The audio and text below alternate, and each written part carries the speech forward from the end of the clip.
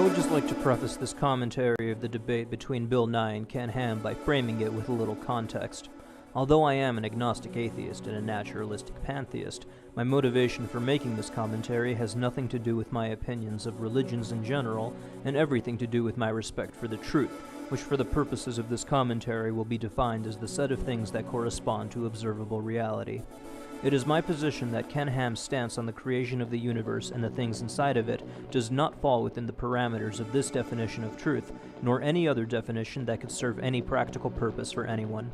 It is my intention to expose the lies, fallacies, and misrepresentations promulgated by Ken Ham and his associates, who I regard as dangerous adversaries to the common interests of society, interests that include the well-being and security of future generations, as well as the social and academic literacy of the general population. Over the years, I have monitored and scrutinized the activities of Ken Ham and others like him, which has led me to form an opinion about the shady group of individuals to which Mr. Ham belongs.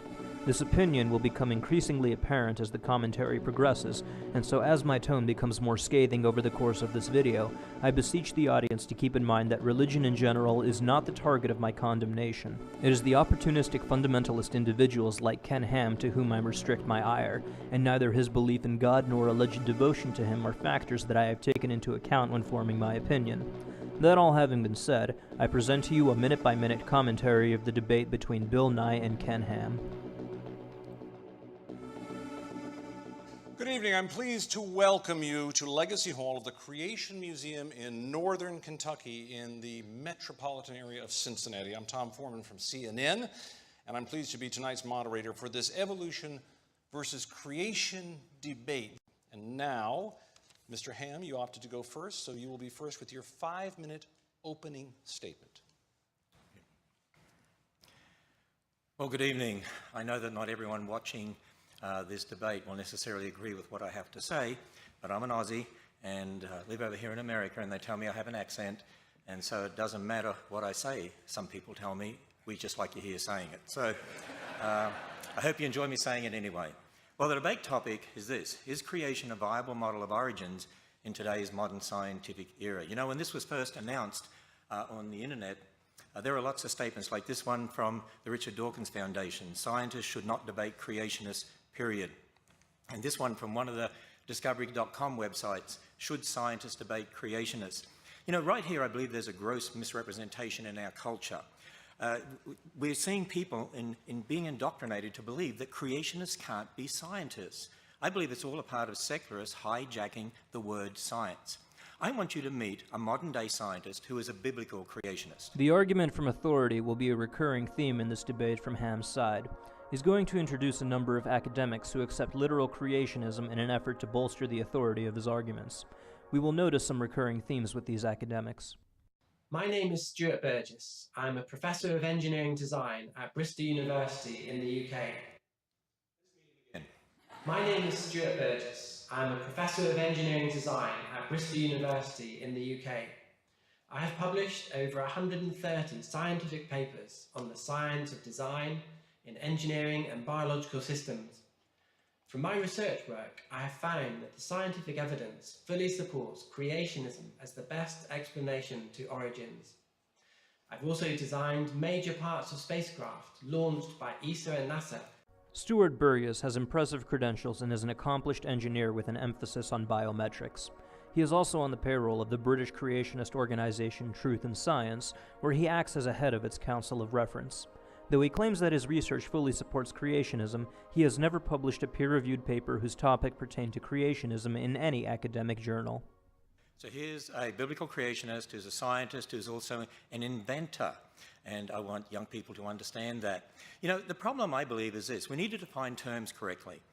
We need to define creation, evolution in regard to origins, and we need to define science. And in this opening statement, I want to concentrate on dealing with the word science. I believe the word science has been hijacked by secularists. Now, what is science? Well, the origin of the word comes from the classical Latin scientia, which means to know. And if you look up a dictionary, it'll say science means state of knowing, knowledge. But there's different types of knowledge, and I believe this is where the confusion lies. There's experimental or observational science, as we call it. That's using the scientific method, observation, measurement, experiment, testing. That's what produces our technology, computers, spacecraft, jet planes, smoke detectors, looking at DNA, antibiotics, medicines and vaccines. You see, all scientists, whether creationists or evolutionists, actually have the same observational or experimental science. And it doesn't matter whether you're a creationist or an evolutionist, you can be a great scientist. For instance, here's an atheist who is a great scientist, Craig Venter, one of the first researchers to sequence the human genome. Or Dr. Raymond Damadian. He is a man who invented the MRI scanner and revolutionized medicine. He's a biblical creationist. But I want us to also understand molecules to man evolution belief has nothing to do with developing technology. Incorrect. Here's a list of peer-reviewed engineering papers that discuss the use of evolutionary algorithms in designing and constructing aeronautic apparatuses. These algorithms and the feats of engineering that they produce owe their existence to and are a direct consequence of the theory that you deny. You see, when we're talking about origins, we're talking about the past. We're talking about our origins. We weren't there. You can't observe that, whether it's molecules to man evolution or whether it's a creation account. When you're talking about the past, we like to call that origins or historical science, knowledge concerning the past. Here at the Creation Museum, we make no apology about the fact that our origins or historical science actually is based upon the biblical account of origins. Now, when you research science textbooks being used in public schools, what we found is this. By and large, the origins or historical science is based upon man's ideas about the past, for instance, the ideas of Darwin. We have now reached the foundation of Ken Ham's argument, and I will now take the time to briefly elucidate the structure of his defense. Ken Ham intends to first create an illusory distinction between the topics in science that contradict his worldview and the ones that do not. He has labeled them historical and observational science, a concept that he first introduced a year ago when responding to Bill Nye's Big Think video. Next, he intends to commit the fallacy of equivocation by equating both creationism and evolution as having an equal amount of epistemological support because of some unidentified insurmountable epistemic barrier that the passage of time presents. He justifies this idea of what I like to call anti-uniformitarianism by arguing that our inability to directly observe a phenomenon renders any study pertaining to it unreliable. After establishing that evolution and creationism, both allegedly belonging to the same subset of scientific topics that require faith, are on equal ground, he intends to make it seem as though creationism, despite allegedly being equal in scientific merit to evolution, is not being equally represented in the classroom. He intends to cast the aspersion that the rationalists, whom he demonizes with the spiteful moniker of secularists, are attempting to push an explicitly anti-God agenda into politics and education. To make it seem as though evolution is an attempt to subvert the Christian way of life, and not merely a model that explains the biodiversity of life on Earth, he will conflate evolutionary theory with social Darwinism and eugenics. He will name-drop several creationist academics in an effort to make it seem as though there is a serious controversy in the scientific community on this matter, and he will liberally sprinkle his entire argument with suggestions of a satanic scientific conspiracy. This argument, while elegantly structured, fails on every level, and I intend to address and debunk each level in depth.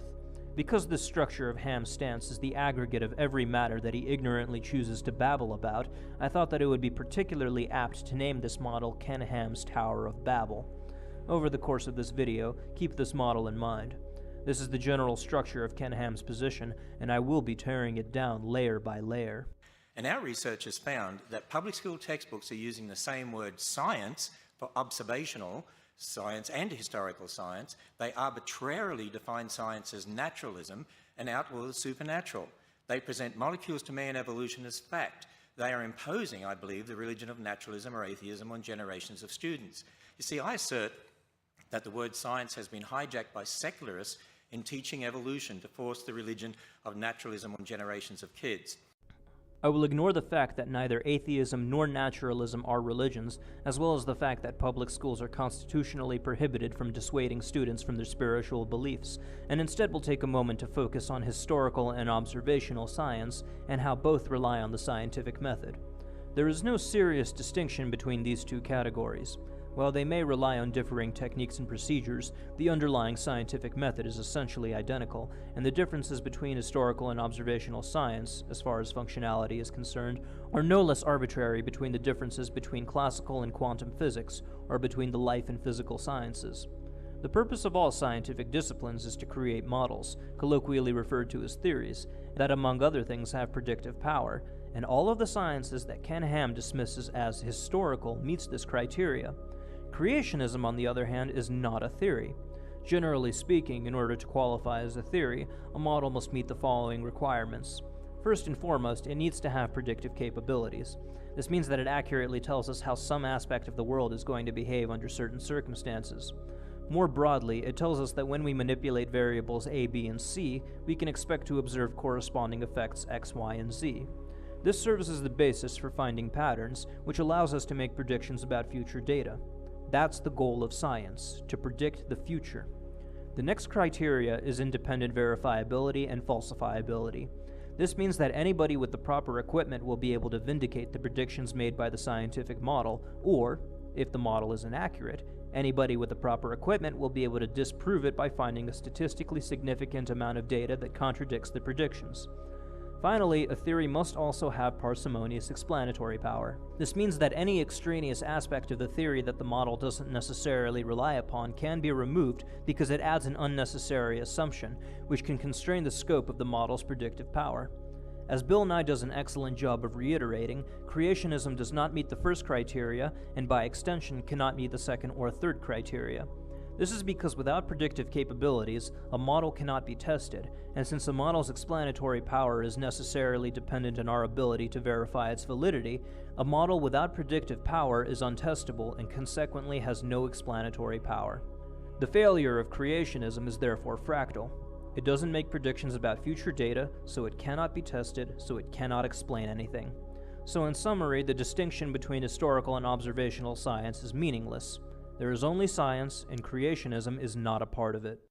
Secular evolutionists teach that all life developed by natural processes from some primordial form, that man is just an evolved animal, which has great bearing on how we view life and death. For instance, as Bill states, it's very hard to accept for many of us that when you die, it's over. But you see, the Bible gives a totally different account of origins, of who we are, where we came from, the meaning of life, and our future. That through one man sin entered the world, and death through sin, but that God so loved the world that he gave his only begotten Son, whoever believes in him should not perish and have everlasting life. So, is creation a viable model of origins in today's modern scientific era? I say the creation-evolution debate is a conflict between two philosophical worldviews based on two different accounts of origins or science beliefs, and creation is the only viable model of historical science confirmed by observational science in today's modern scientific era. And that is time. I have the unenviable job of being the timekeeper here. So I'm like the referee in football that you don't like, but I will periodically, if either one of our debaters runs over on anything, I will stop them in the name of keeping it fair for all. Mr. Ham, thank you for your comments. Now it's Mr. Nye's turn for a 5-minute opening statement. Mr. Nye. At this point, Bill Nye came onto the stage and made 2 points that need to be taken into serious consideration. One of them is that the majority of Christians reject the dogmatic ideology of Ken Ham. The other is that Ken Ham's pontifications on the superiority of observational science to historical science is nonsensical. He brought up the example of CSI, which is a TV show that's based on the scientific principles that underlie forensic pathology. The point that Bill Nye was trying to make was that even though murders are committed regularly and without witnesses, it is possible to identify and convict the perpetrators using science. In other words, you don't need to directly observe a phenomenon in order to vindicate its veracity. You can examine the evidence pertaining to it and come to a conclusion by using the scientific method. In Ken Ham's worldview, this shouldn't be possible because the murder took place in the past and is therefore inaccessible to us. I'll go more in depth on this point later. For now, let's listen to the diatribe that Ken Ham has prepared for his audience over the last few decades before we completely demolish it in a matter of minutes. Well, the debate topic was, is creation a viable model of origins in today's modern scientific era? And I made this statement at the end of my opening statement. Creation is the only viable model of historical science confirmed by observational science in today's modern scientific era. And I said, what we need to be doing is actually defining our terms, and particularly 3 terms: science, creation, and evolution. Now, I discussed the meaning of the word science and what is meant by experimental or observational science briefly, and that both creationists and evolutionists can be great scientists, for instance. I mentioned Craig Venter, a biologist, he's an atheist, and he's a great scientist. He was one of the first researchers to sequence a human genome. I also mentioned Dr. Raymond Damadian, who actually invented the MRI scanner. I want you to meet a biblical creationist who is a scientist and inventor. Hi, my name is Dr. Raymond Damadian. I am a young Earth creation scientist and believe that God created the world in 6 24-hour days, just as recorded in the book of Genesis. By God's grace and the devoted prayers of my godly mother-in-law, I invented the MRI scanner in 1969. The idea that scientists who believe the Earth is 6,000 years old cannot do real science is simply wrong. Well, he's most adamant about that.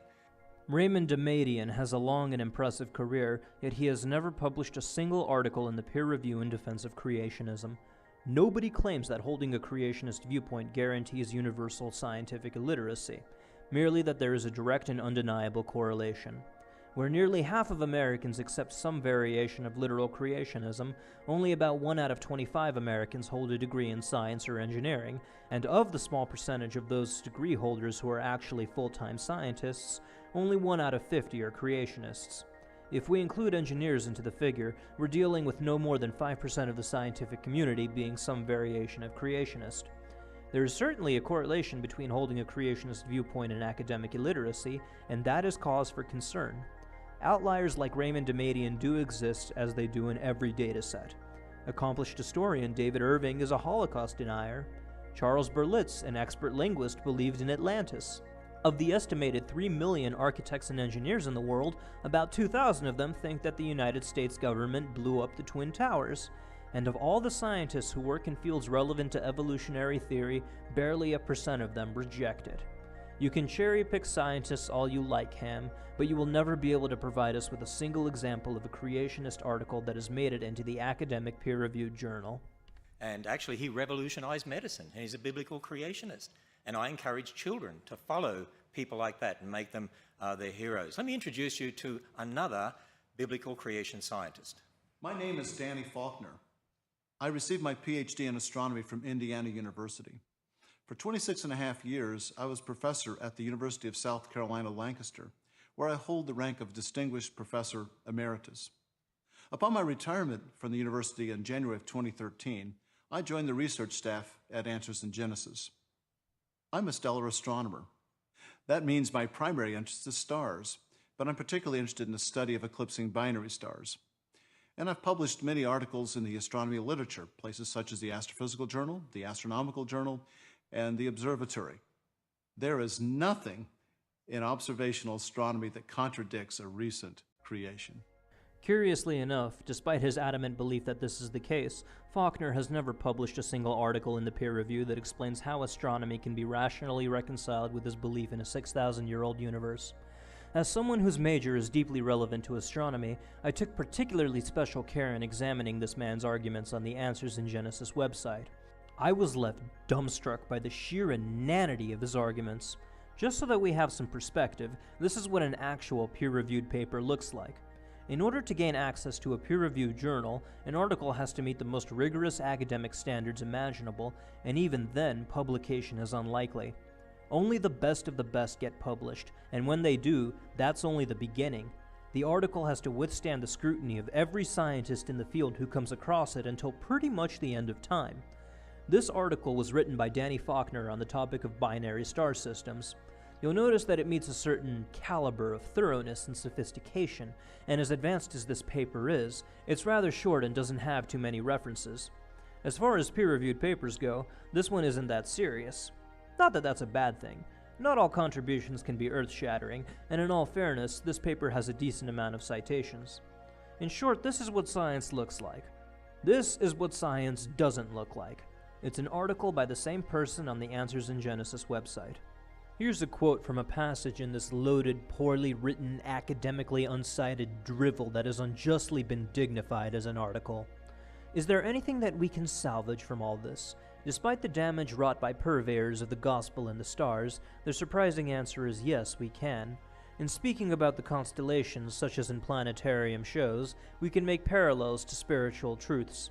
For instance, a discussion of Virgo the Virgin can easily lead to the discussion of the conception and birth of Jesus Christ. This is not so different from using parables as Jesus did. He alluded to everyday examples that his listeners could relate to. This man has worked for years in a scientific discipline that is notorious for its meticulous calculations involving highly advanced math and physical principles so technical that any casual eavesdropper on a conversation involving them would think that a different language is being spoken. In spite of everything he has learned, in spite of all that he has worked for, Faulkner has written an unsighted paper that can be grasped by most 10-year-olds, and on top of that, he is seriously endorsing astrology, the very pseudoscience that astronomy replaced centuries ago. Had he tried to submit this to a peer-reviewed journal, I have little doubt that the committee reviewing it would immediately contact his parent academic institution to request the revocation of his PhD. Danny Faulkner is on the Answers in Genesis payroll, and all that he has to do to earn his money is occasionally write half-baked pseudoscientific papers like this and act as an academic mascot in order to inflate Ken Ham's authority. To the casual viewer, I can assure you that doing this is much less difficult than doing this, and judging from the $43 million tax break that the Creation Museum received a couple of years ago, I strongly suspect that it also pays a lot more. Doesn't it, Danny? I also mentioned Dr. Stuart Burgess, Professor of Engineering Design at Bristol University in England. Now, he designed a double-action worm gear set for the 3 hinges of the robotic arm on a very expensive satellite. And if that had not worked, if that gear set had not worked, that whole satellite would have been useless. Yet Dr. Burgess is a biblical creationist who believes just as I believe. Now, think about this for a moment. Are scientists like Dr. Burgess, who believe in creation, just as I do, a small minority in the scientific world? But let's see what he says about scientists believing in creation. I find that many of my colleagues in academia are sympathetic to the creationist viewpoint, including biologists. However, they are often afraid to speak out because of the criticisms they would get from the media and atheist lobby. Oh, right, because scientists are so afraid of new ideas. Scientists have no interest in models that lack predictive power, and unless creationism shows itself to have that capability, people will be perfectly justified in laughing at it and ridiculing creationists. I agree, that's a real problem today. We need to have freedom to be able to speak on these topics. You know, I just want to say, by the way, that non-Christian scientists, I should say, non-Christian scientists are really borrowing from the Christian worldview anyway to carry out their experimental or observational science. Think about it. When they're doing observational science using the scientific method, they have to assume the laws of logic, they have to assume the laws of nature, they have to assume the uniformity of nature. I mean, think about it. If the universe came about by natural processes, where'd the laws of logic come from? Did they just pop into existence? Are we in a stage now where we only have half logic? So you see, I have a question for Bill Nye. How do you account for the laws of logic and the laws of nature from a naturalistic worldview that excludes the existence of God? Where these laws originated is not relevant to the topic of whether creationism is a viable model, unless of course Ken Ham is trying to use the argument from ignorance to support his idea, which he obviously is. Ken Ham doesn't know where these laws came from, therefore they were created. It may or may not be true, by the way. I concede that it's possible that they were created, but Ken Ham's reasoning is unsatisfactory. In science, you don't just attribute an unknown to whatever conclusion draws your fancy. You do not solve problems this way. You are merely replacing one unknown with another, and that is fallacious. If Ham really wanted to demonstrate that these things were created, it was incumbent upon him to come up with an experiment that would allow us to test his idea and share his results. Instead, he chose to play a semantic word game that incorporated an argument from ignorance. What does that say about the strength of his position? Also, I'd like to draw attention to Ken Ham's endorsement of the uniformity of nature. This is an extremely important point to keep in mind, as it plays a role in forming the disturbing cognitive dissonance that's torturing Ken Ham's thought process. Now, in my opening statement, I also discussed a different type of science or knowledge, origins or historical science. See, again, there's a confusion here, there's a misunderstanding here. People, by and large, have not been taught to look at what you believe about the past as different to what you're observing in the present. You don't observe the past directly. Even You know, when you think about the creation account, I mean, we can't observe God creating. We can't observe the creation of Adam and Eve. We admit that. We're willing to admit our beliefs about the past. But see, what you see in the present is very different. Even some public school textbooks, actually, well, they sort of acknowledge the difference between historical and observational science. Here is an earth science textbook that's used in public schools, and we read this. In contrast to physical geology, the aim of historical geology is to understand Earth's long history. And then they make the statement, historical geology, so we're talking about historical science, tries to establish a timeline of the vast number of physical and biological changes that have occurred in the past. We study physical geology before historical geology because we first must understand how Earth works before we try to unravel its past. In other words, we observe things in the present, and then, okay, we're assuming that that's always happened in the past, and we're going to try and figure out how this happened. See, there is a difference between what you observe and what happened in the past. Again, this is a difference without distinction. We have no reason to believe that geological processes in the past were different from geological processes in the present, and there's an entire multi-billion-dollar industry that owes its very existence to that fact. You may have heard of it, Ham. It's called the global mining industry. Every year, relevant companies from oil and metalworking corporations spend millions of dollars to consult with geologists, who use their understanding of what Ham condescendingly refers to as historical science to advise these companies on where to dig for oil and minerals. These companies then spend billions of dollars on expeditions to these locations based on the scientists' advice. The fossil fuels that were ultimately dug up because of someone's understanding of historical science ended up powering the airplane that brought Bill Nye to the debate at your facility, a facility whose frame likewise came from steel whose components were excavated under similar circumstances. The very building from which you preach the unreliability of historical science owes its existence in large part to historical science in the first place. Let me illustrate it this way. If Bill Nye and I went to the Grand Canyon, we could agree that that's a Coconino sandstone in the Hermit Shale, and there's the boundary. They're sitting one on top of the other. We could agree on that. But do you know what we would disagree on? I mean, we could even analyze the minerals and agree on that. But we would disagree on how long it took to get there. But see, none of us saw the sandstone or the shale being laid down. There's a supposed 10 million year gap there, but I don't see a gap. But that might be different to what Bill Nye would see. But see, there's a difference between what you actually observe directly and then your interpretation in regard to the past. Let me illustrate just how vacuous and moronic this argument is with an analogy. A dead body is found. It's been slashed open, decomposing guts are hanging out of the festering carcass, you get the idea. A suspect has been arrested.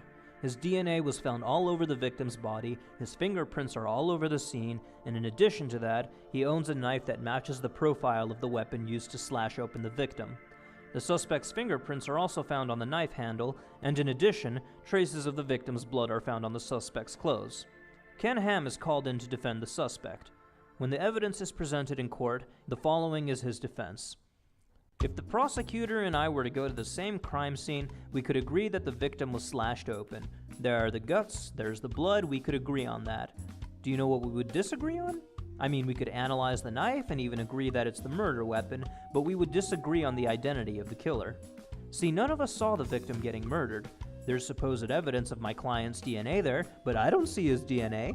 But that might be different to what someone qualified would see. But see, there's a difference between what you actually observe directly and then your interpretation with regard to the past. If you think that this is ridiculous, just wait. Ham is going to say even more outrageous things to this effect, and when he does, I'm going to take this analogy even further. Join us next time on Law & Order's Special Needs Unit. When I was at the Goddard Space Center a number of years ago, I met creationists and evolutionists who were both working on the Hubble telescope. They agreed on how to build the Hubble telescope. You know what they disagreed on? Well, they disagreed on how to interpret the data that telescope obtained in regard to the age of the universe. And, you know, we could go on and talk about lots of other similar sorts of things. For instance, I've heard Bill Nye talk about how a smoke detector works using the radioactive element americium. And you know what? I totally agree with him on that. We agree how it works. We agree how radioactivity enables that to work. But if you're then going to use radioactive elements and talk about the age of the Earth, you've got a problem. because you weren't there. We've got to understand parent elements, daughter elements, and so on.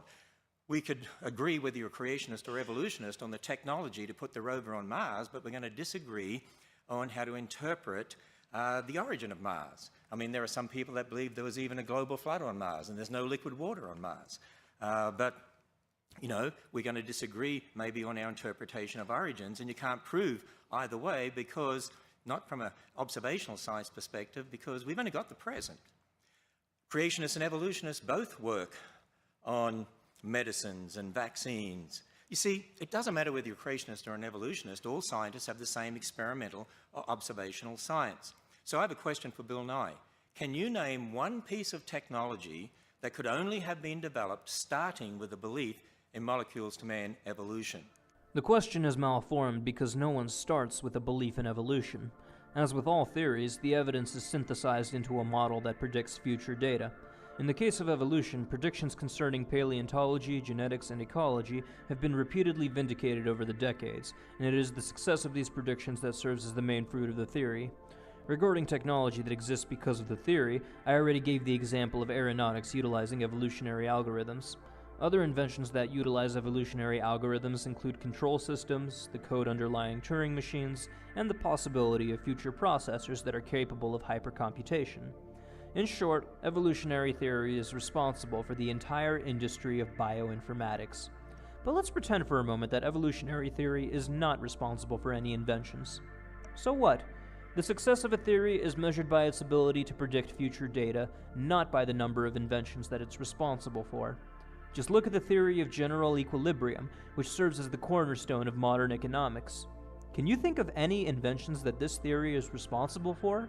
I can't, but I can tell you that it is absolutely indispensable to modern society because of how successful it is at predicting future data. The theory of general equilibrium might not have been used to build any inventions, but its application has made Goldman Sachs and JP Morgan a hell of a lot of money. Now, here's another important fact. Creationists and evolutionists all have the same evidence. Bill Nye and I have the same Grand Canyon. We don't disagree on that. We will have the same fish fossil. This is one from the Creation Museum. The same dinosaur skeletons, the same animals, the same humans, the same DNA, the same radioactive decay elements that we see. We have the same universe. Actually, we all have the same evidences. It's not the evidences that are different. It's a battle over the same evidence in regard to how we interpret the past. And you know why that is? Because it's really a battle over worldviews and starting points. It's a battle over philosophical worldviews and starting points, but the same evidence. Now, I admit my starting point is that God is the ultimate authority. But if someone doesn't accept that, then man has to be the ultimate authority. And that's really the difference when it comes down to it. Wrong. This is yet another attempt to place evolution and creationism on a level playing field, and in order to do this, Ham neglects the single most important difference between these two models. Evolution makes testable predictions that have been validated time and again. Creationism does not. Anybody can take evidence and have it meet their presupposed conclusion. In fact, that is how pseudoscience operates. Ken Ham is openly admitting that creationists take pieces of evidence and try to make them fit their model. Well, Ken, anyone can use that strategy to meet any conclusion. Here's the Grand Canyon. Same evidence, right? We agree that it exists. Well, my interpretation of the evidence is that the Earth is a living, breathing creature, and that the Grand Canyon is the analog of an anus. This anus has many layers of rocks that were formed whenever the Earth flatulated through its geological rectum. The high-pressure winds that were expelled from this massive terrestrial bunghole would have eroded the rocks at the bottom of the canyon and sent them flying to the top of the canyon, making new layers as it did so. This accounts for the depth of the Grand Canyon. The more gas it expelled, the deeper it became and the higher the rocks get piled on the sides. In fact, the energy released from these earth-shattering farts would have been enough to cause nuclear fusion in the surrounding stone, changing the composition of whatever minerals happened to be at the bottom before they were flung to the top. This explains why there are so many different layers to the Grand Canyon. Same evidence, different interpretation, equal validity. Right, Ham? Wrong. There are an infinite number of models that are as full as crap as the one that I've just presented, and none of them hold any water because none of them have any predictive capabilities. Given any arbitrary set of evidence, any conclusion, regardless of how weakly the evidence supports it, can be defended. This is what lawyers get paid to do, and it is not science. I will reiterate one final time, Ken. The only scientific models that matter are the ones that accurately predict future data. If a model doesn't do that, it isn't scientific. You see, I've been emphasizing the difference between historical origin science, knowledge about the past when you weren't there, and we need to understand that we weren't there, or experimental or observational science, using your five senses in the present, the scientific method, what you can directly observe, test, repeat. There's a big difference between those two. And that's not what's being taught in our public schools, and that's why kids aren't being taught to think critically and correctly about the origins issue.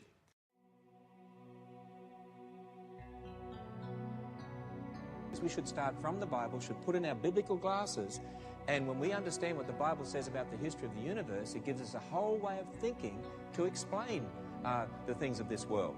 For instance, remember the history of the universe from beginning to end, that God created a perfect world, marred by sin, death is a consequence. The animals were originally vegetarian before sin. Then we have the flood of Noah's day, the event of the Tower of Babel. Jesus Christ becomes a man, dies on a cross, raised from the dead. One day there'll be a new heavens and a new earth. That's the history of the universe, isn't it? From beginning to end. And what I try to get Christians to understand is that when you use that as the foundation for your thinking, you have a way of thinking to then take to fossils and to the animals and plants and to dinosaurs.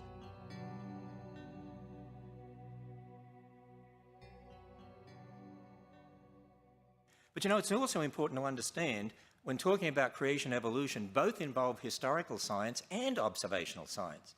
You see, the role of observational science is this: it can be used to confirm or otherwise one's historical science based on one's starting point.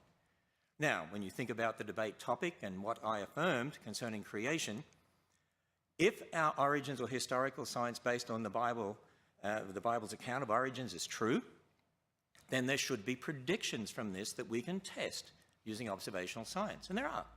The so-called predictions that Ham is about to present are nothing more than ad hoc rationalizations and a misrepresentation of a scientific paper. I'll go more in depth once he makes his case. For instance, based on the Bible, we'd expect to find evidence confirming an intelligence produced life.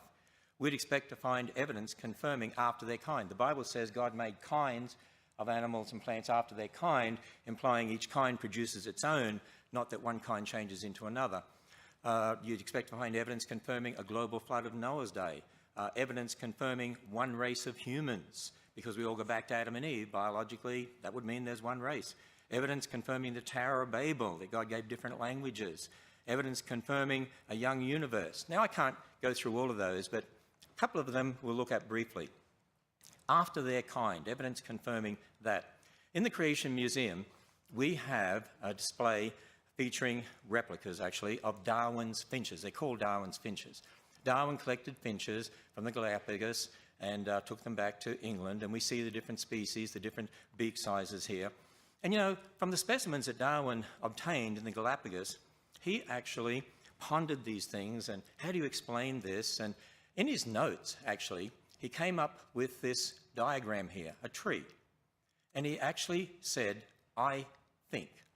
So he was talking about different species, and maybe those species came from some common ancestor. Actually, when it comes to finches, we actually would agree as creationists that different finch species came from a common ancestor, but a finch is what that would have to come from. But you see, Darwin wasn't just thinking about species. Darwin had a much bigger picture in mind.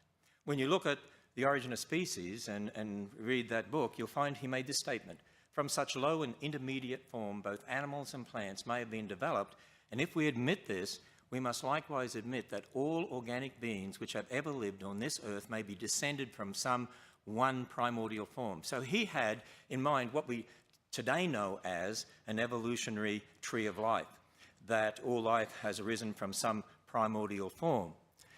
Now, when you consider the classification system, kingdom, phylum, class, order, family, genus, species, we would say, as creationists, and we have many creation scientists who've researched this, and for lots of reasons, I would say the kind in Genesis 1 really is more at the family level of classification. For instance, there's one dog kind, there's one cat kind, even though you have different genera, different species. So a kind is a family, Ken? Then why do you have an entire order listed as the elephant kind? And while we're on the topic, does this mean that humans, orangutans, chimpanzees, and gorillas are all the same kind? After all, they all belong to the family Hominidae. That would mean, by the way, you didn't need anywhere near the number of animals on the ark as people think. You wouldn't need all the species of dogs, just 2. Not all the species of cats, just 2. And you see, based on the biblical account there in Genesis 1, creationists have drawn up what they believe is a creation orchard. In other words, they're saying, look, there's great variation in the genetics of dogs and finches and so on.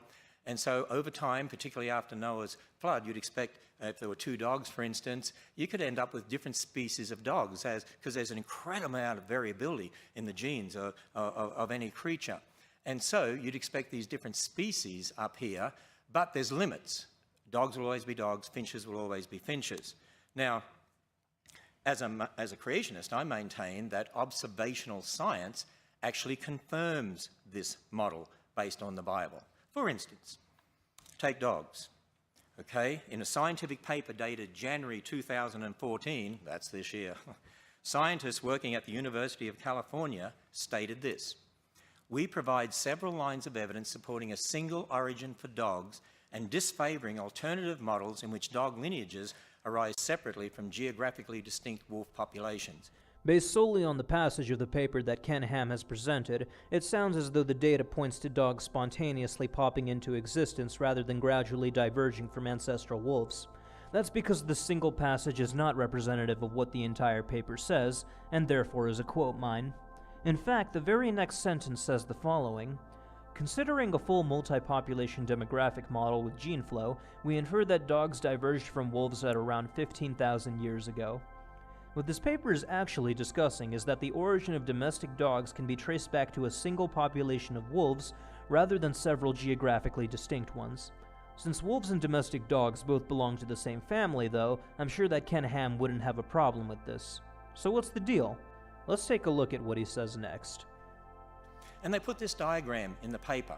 By the way, that diagram is very, very similar to this diagram that creationists proposed based upon the creation account in Genesis. In other words, you have a common dog ancestor that gives rise to the different species of dogs, and that's exactly what we're saying here.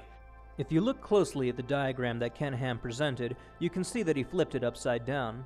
If you look at the original, you can also see that the time scale goes back 400,000 years.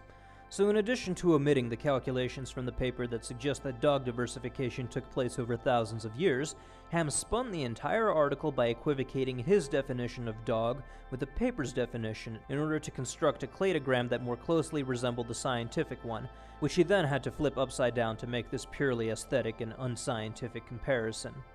Basically, in order for Ham to construct his case, he had to carefully select a part of the article that superficially seemed to agree with his point, while disregarding the bulk of the article that didn't agree with him, manipulate his terms in such a way that it would seem as though the article agreed with him, and finally drew a meaningless comparison between a couple of cladograms.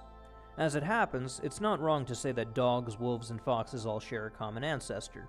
Evolutionary theory and Ham's version of creationism are both compatible with this. It is wrong, however, to say, as Ham did, that this is the entire cladogram, and to ignore the overwhelming evidence that the common ancestors to canids, felines, ursids, and other mammalian carnivores also shared a common ancestor. The evidence supporting this used the same methods that were used to draw the conclusions in the article that Ham quote-mined, so why does he reject this fact? Now, in the Creation Museum, we actually show the finches here, and you can see the finches with their different beaks beside dog skulls, different species of dogs. By the way, there's more variation in the dog skulls here than there are in these finches. Yet the dogs, well, that's never used as an example of evolution, but the finches are, particularly in the public school textbooks. Students are taught, see the changes that are occurring here? And here's another problem that we've got. Not only has the word science been hijacked by secularists, I believe the word evolution has been hijacked by secularists. The word evolution has been hijacked using what I call a bait and switch. Let me explain to you. The word evolution is being used in public school textbooks, and we often see it in documentaries and so on. It's used for observable changes that we would agree with, and then used for unobservable changes, such as molecules to man. Let me explain to you what's really going on, because I was a science teacher in the public schools, and I know what the students were taught, and I check the public school textbooks anyway to know what they're taught. See, students are taught today, look, there's all these different animals, plants, but they're all part of this great big tree of life that goes back to some primordial form. And look, we see changes in finches, changes in dogs, and so on. Now, we don't deny the changes. You see that. You see different species of finches, different species of dogs. But then they put it all together in this evolutionary tree. But that's what you don't observe. You don't observe that. That's belief there. That's their historical science. I would say was wrong. Ken Ham's argument is essentially a rehashing of the common creationist position that they accept microevolution but not macroevolution, terms which, like historical and observational science, have no serious distinction. We can use our observations of relatively small changes over successive generations that gradually accumulate into larger changes to extrapolate backwards. This is a perfectly valid manner of conducting science as long as the model that is formed makes predictions, and indeed it does. I just don't see how Ken Ham can logically justify the position that small changes can't accumulate to large ones. Does he seriously believe that we need to observe every stage of this process in order to accept it? If that is indeed his position, then surely he does not believe that Pluto orbits the Sun. After all, we've discovered Pluto only about 90 years ago, and its orbital period is about 2.5 centuries, so by Ken Ham's logic, the fact that we've only ever witnessed small steps in Pluto's trajectory must mean that we're not justified in believing that it goes around the Sun. But you know what you do observe different species of dogs, different species of finches, but then there are limits, and you don't see one kind changing into another. Actually, we're told that if you teach creation in the public schools, that's teaching religion. If you teach evolution, that's science. And I'm going to say, wait a minute. Actually, the creation model here, based upon the Bible, observational science confirms this. This is what you observe. You don't observe this tree. Actually, it's the public school textbooks that are teaching a belief, imposing it on students, and they need to be teaching them observational science to understand the reality of what's happening. Now, what we found is that public school textbooks present the evolutionary tree as science, but reject the creation orchard as religion. But observational science confirms the creation orchard. Creationism is not corroborated by any evidence because it doesn't make any predictions, but let's pretend for a moment that these classification systems are the exclusive domain of creationism and not just an ad hoc rationalization that borrows from compatible aspects of evolutionary theory. Presenting a minuscule subset of your beliefs that, at a superficial level, may seem justified, and then demanding that the remaining beliefs that pertain to creationism are by extension justified, is committing the fallacy of guilt by association. So public school textbooks are rejecting observational science and imposing a naturalistic religion on students. The word evolution has been hijacked using a bait and switch to indoctrinate students to accept evolutionary belief as observational science. Let me introduce you to another scientist, Richard Lenski, Michigan State University. He's a great scientist. He's known for culturing E. coli in the lab. And he found there were some E. coli that actually seemed to develop the ability to grow on substrate, on citrate in the substrate. But Richard Lenski is here mentioned in this book, and it's called Evolution in the Lab. So the ability to grow on citrate is said to be evolution. And there are those that say, hey, this is against the creationists. For instance, Jerry Coyne from the University of Chicago says, Lenski's experiment is also yet another poke in the eye for anti-evolutionists. He says the thing I like most is that it says you can get these complex traits evolving by a combination of unlikely events. But is it a poke in the eye for anti-evolutionists? Is it really seeing complex traits evolving? What does it mean that some of these bacteria are able to grow on citrate? Let me introduce you to another biblical creationist who is a scientist. Hi, my name is Dr. Andrew Fabich. I got my PhD from the University of Oklahoma in microbiology. I teach at Liberty University, and I do research on E. coli in the intestine. I've published in secular journals from the American Society for Microbiology, including infection immunity and applied environmental microbiology, as well as several others. My work has been cited even the past year in the journals Nature, Science Translational Medicine, Public Library of Science, Public Library of Science Genetics. It's cited regularly in those journals. And while I was taught nothing but evolution, I don't accept that position, and I do my research from a creation perspective. Andrew Fabich, as he just mentioned, is on the payroll of Liberty University, a second-rate academic institution that promotes creationism. As with the other aforementioned creationist scientist, he has never published a single article in any peer-reviewed journal on any topics pertaining to creationism. The experiment under discussion is the famous E. coli experiment headed by Dr. Richard Lenski, a professor of Michigan State University. Over the course of 20 years, he has bred 50,000 generations of 12 populations of E. coli whose environments were manipulated to impose selective pressures onto the bacteria. Somewhere between generations 30,000 and 35,000, one of the 12 populations of the bacteria were found to have evolved the ability to ingest and metabolize the citrate that they were living in. This wasn't a trivial adaptation either, because E. coli's inability to ingest citrate is one of the main distinctions that it has from its close cousin, Salmonella. This is a big deal because this was macroevolution observed in action. A series of mutations allowed an organism to gain a new function. Now let's hear the creationists try to rationalize why this isn't evolution. I look at the evidence that people cite of E. coli supposedly evolving over 30 years, over 30,000 generations in the lab, and people say that it is now able to grow on citrate. I don't deny that it grows on citrate, but it's not any kind of new information. The information's already there, and it's just a switch that gets turned on and off, and that's what they reported in there. There's nothing new. Of course, this is a lie. Assuming that he's defining information as the nucleotide combination that ultimately gives rise to these organisms' characteristics, what he's basically saying is that the genes responsible for this adaptation had been in the E. coli from the start and were merely switched on. Ken Ham will later clarify that this is what is meant. Before I debunk this claim, some background is in order. There are some genes out there that can be switched on and off by what are called genetic switches, which are basically just proteins that affect the expression of DNA by reacting to certain signals. This is not what the article reported. The ability to digest citrate came from a potentiating mutation, which is basically a mutation that requires another specific mutation in order to work.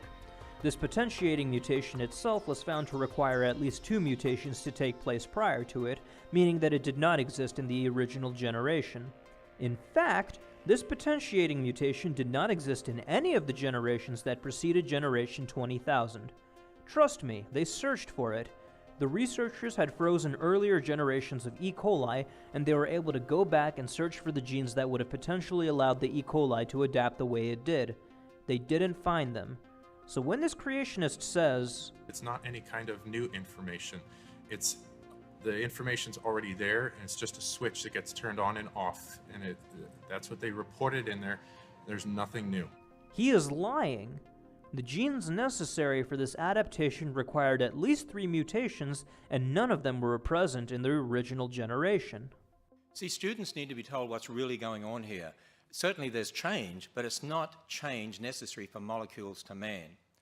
Now, we could look at other predictions. What about evidence confirming one race? Well, when we look at the human population, we see lots of differences.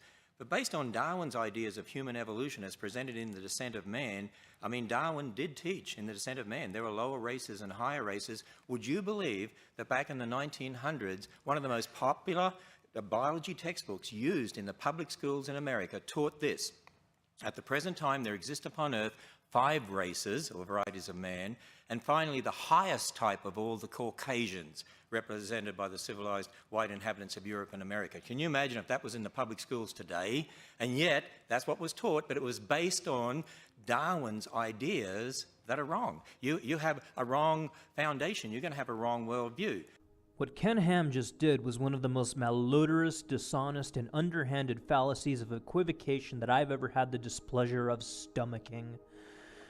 First, let's back up a moment and define the context of the word race that Ham just equivocated. Within a biological context, race refers to the classification of organisms that are sufficiently different to be awarded this distinction, but not enough for them to be classified as subspecies.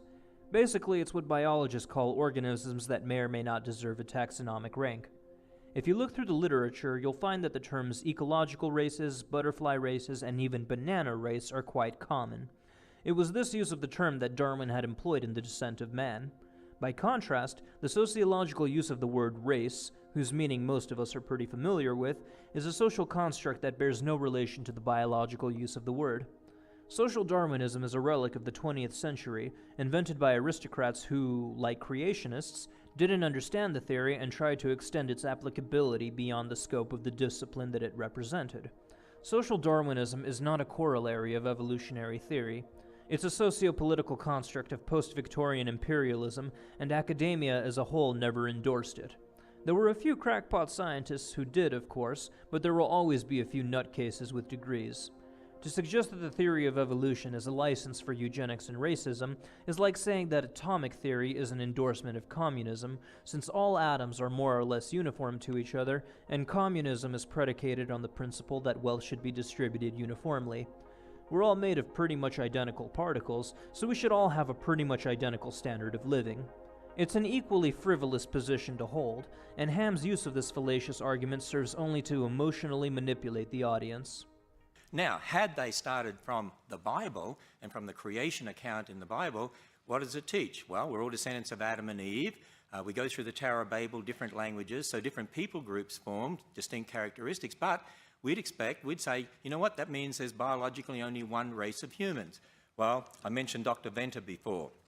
And he was a researcher with the Human Genome Project, and you'll remember in the year 2000, this was headline news, and what we read was this: they had put together a draft of the entire sequence of the human genome and unanimously declared there is only one race, the human race. Wow, who would have guessed?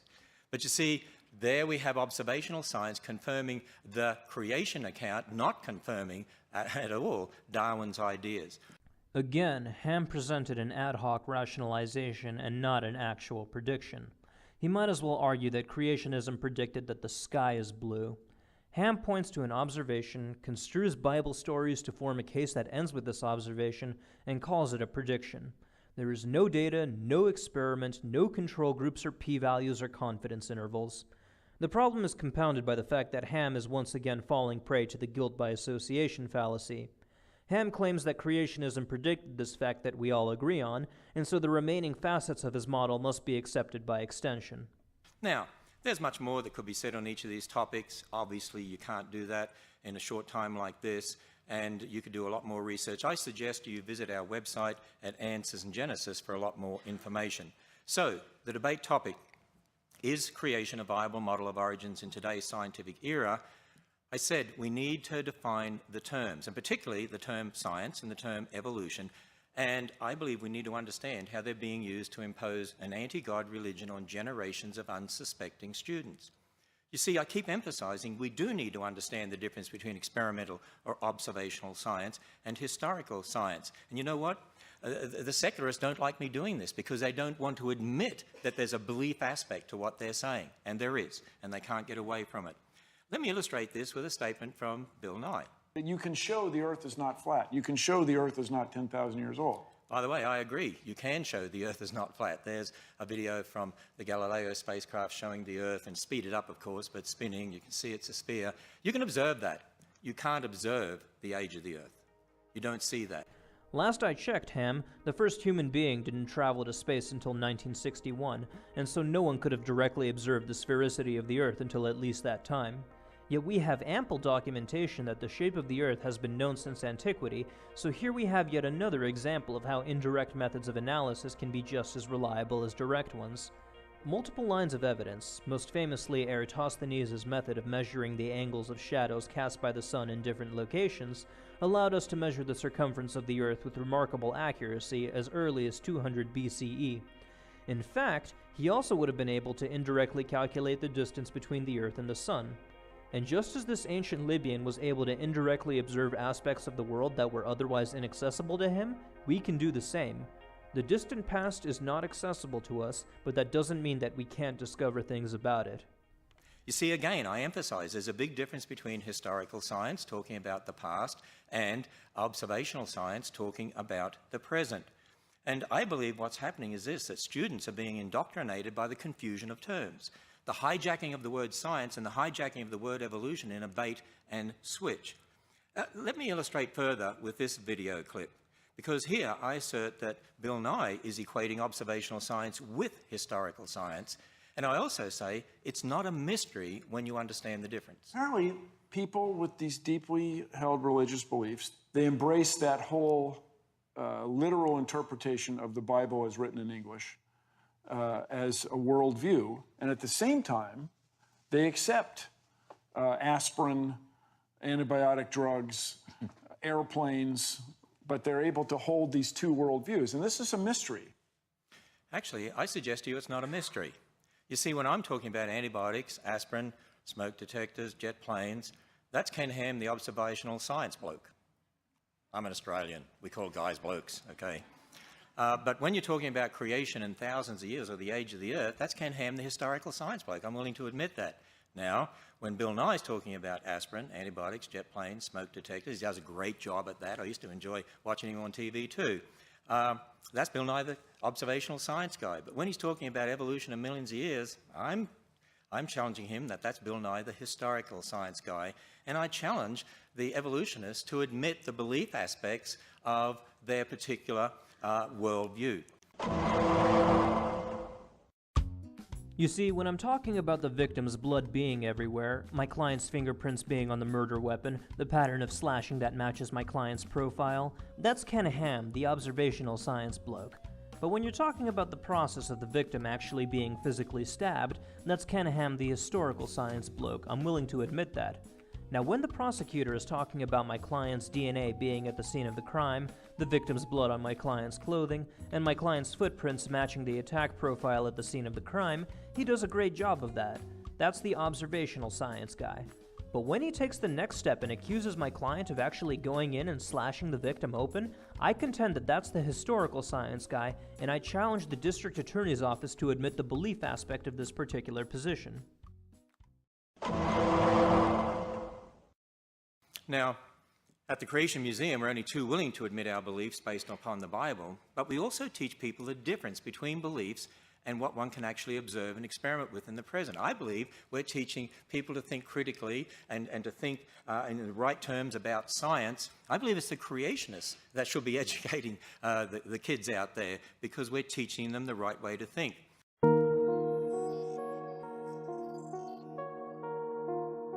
I want to teach you something very special this morning. And I want you to remember this, boys and girls, something you'll never forget. Has any human being always been there? Yes or no? No. Has any scientist always been there? No. Who's the only one who's always been there? God. Who knows everything? So, in a big loud voice, who should you always trust first, God or the scientist? God. And I want you to remember that. I believe it's the creationists that should be educating the kids out there, because we're teaching them the right way to think. You know, we admit our origins of historical science is based upon the Bible, but I'm just challenging evolutionists to admit the belief aspects of evolution and be upfront about the difference here. As I said, I'm only too willing to admit my historical science based on the Bible. And let me further go on and define the term creation as we use it. At this point, Ken Ham seems to have run out of pseudoscientific things to say and has started reciting his religious script.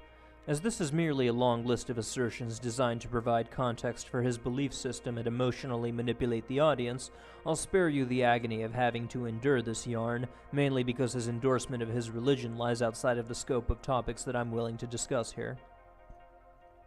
Kathy Miller is the president of the Texas Freedom Network, and she's vocally spoken out.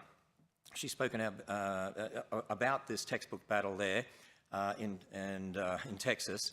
And the mission statement of the organization she's president of says, the Texas Freedom Network advances a mainstream agenda of religious freedom and individual liberties to counter the religious right. Religious freedom, individual liberties. And then she makes this statement. Science education, what does she mean by science, should be based on mainstream science education, not on personal ideological beliefs of unqualified reviewers. Wait a minute, they want religious liberty and not personal ideological beliefs? Individual religious liberties do not extend to the right to violate the Constitution. If you allow creationism in public schools, not only will it be the equivalent of teaching alchemy, astrology, phrenology, and divination, but the government will effectively be endorsing one particular religion over others, as well as endorsing religion in general over atheism, violating the First and 14th Amendments in the process. I assert this. Public school textbooks are using the same word science for observational and historical science. They arbitrarily define science as naturalism and outlaw the supernatural. They present molecules to man evolution as fact, and they're imposing the religion of naturalism on generations of students. They're imposing their ideology on the students, that everything's explained by natural processes. That is a religion. What does she mean by religious liberty? They tolerate their religion. See, the battle is really about authority. It's more than just science or evolution or creation. It's about who is the authority in this world, man or God. If you start with naturalism, then what about morals? Who decides right and wrong? Well, it's subjective. Marriage, well, whatever you want it to be. Get rid of old people. I mean, why not? I mean, they're just animals. They're costing us a lot of money. Abortion, get rid of spare cats, get rid of spare kids. We're all animals. But if you start from God's word, there are moral absolutes. God decides right and wrong. Marriage, one man and one woman. Sanctity of life. We care for old people. They're made in the image of God. Life begins at fertilization, so abortion is killing a human being. We do see the collapse of Christian morality in our culture and increasing moral relativism because generations of kids are being taught the religion of naturalism and that the Bible can't be trusted. Take note once again of how Ham attempts to alienate potential religious moderates against evolution by conflating it with an explicitly anti-God worldview. There's really not much to comment on here, as this is all just rhetorical platitude, and none of it has any basis in reality. And so again I say, creation is the only viable model of historical science confirmed by observational science in today's modern scientific era. You know what? I'm a science teacher. I want to see kids taught science. I love science. I want to see more Dr. Demadians in the world.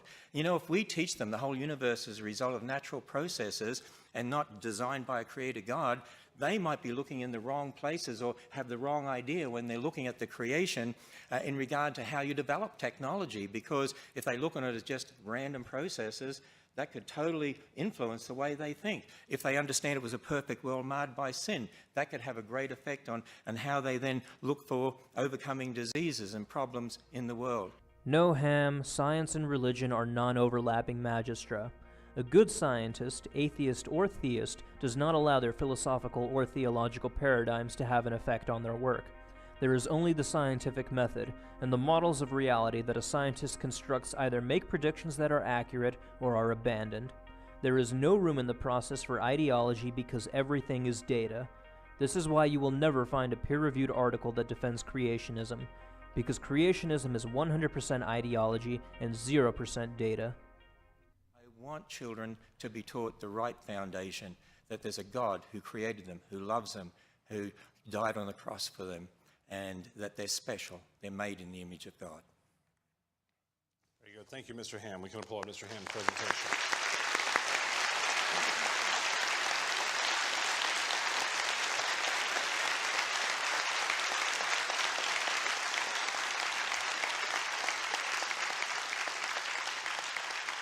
And you know, it did occur to me when you had my old friend Larry King up there, you know, you could have just asked him. He's been around a long time, and he's a smart guy. He could probably answer it for all of us. Now, let's all be attentive to Mr. Nye as he gives us his 30-minute presentation.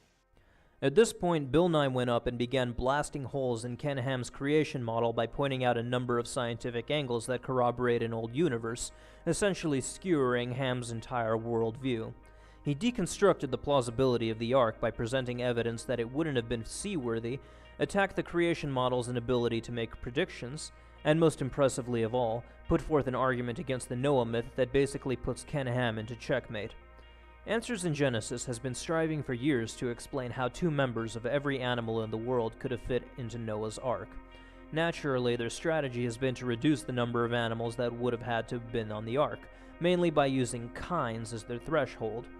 Bill Nye showed the audience how badly this argument backfired, because with every reduction in the number of animals on the Ark, there is a corresponding need for more speciation events to account for the amount of biodiversity that we see today.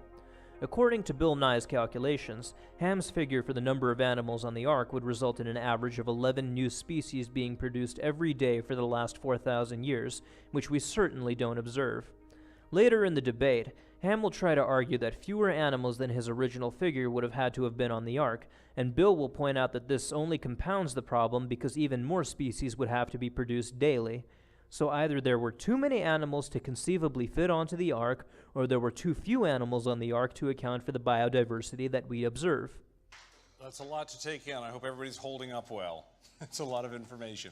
What we're going to have now is a 5-minute rebuttal time for each gentleman to address the other one's comments, and then there will be a 5-minute counter-rebuttal after that. Things are going to start moving a little more quickly now, so at this point in particular, I want to make sure we don't have applauding or anything else going on that slows it down.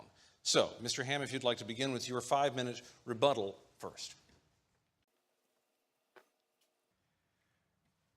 Well, first of all, Bill, if I was to answer all the points that you brought up, the moderator would think I was going on for millions of years. So I can only deal with some of them. And you mentioned the age of the Earth a couple of times, so let me deal with that. As I said in my presentation, you can't observe the age of the Earth, and I would say that comes under what we call historical origin science. Now, just to understand, so you understand where I'm coming from, yes, we admit we build our origins of historical science on the Bible. The Bible says God created in 6 days. The Hebrew word yom, as it's used in Genesis 1 with the evening morning number, means an ordinary day. Adam was made on day 6.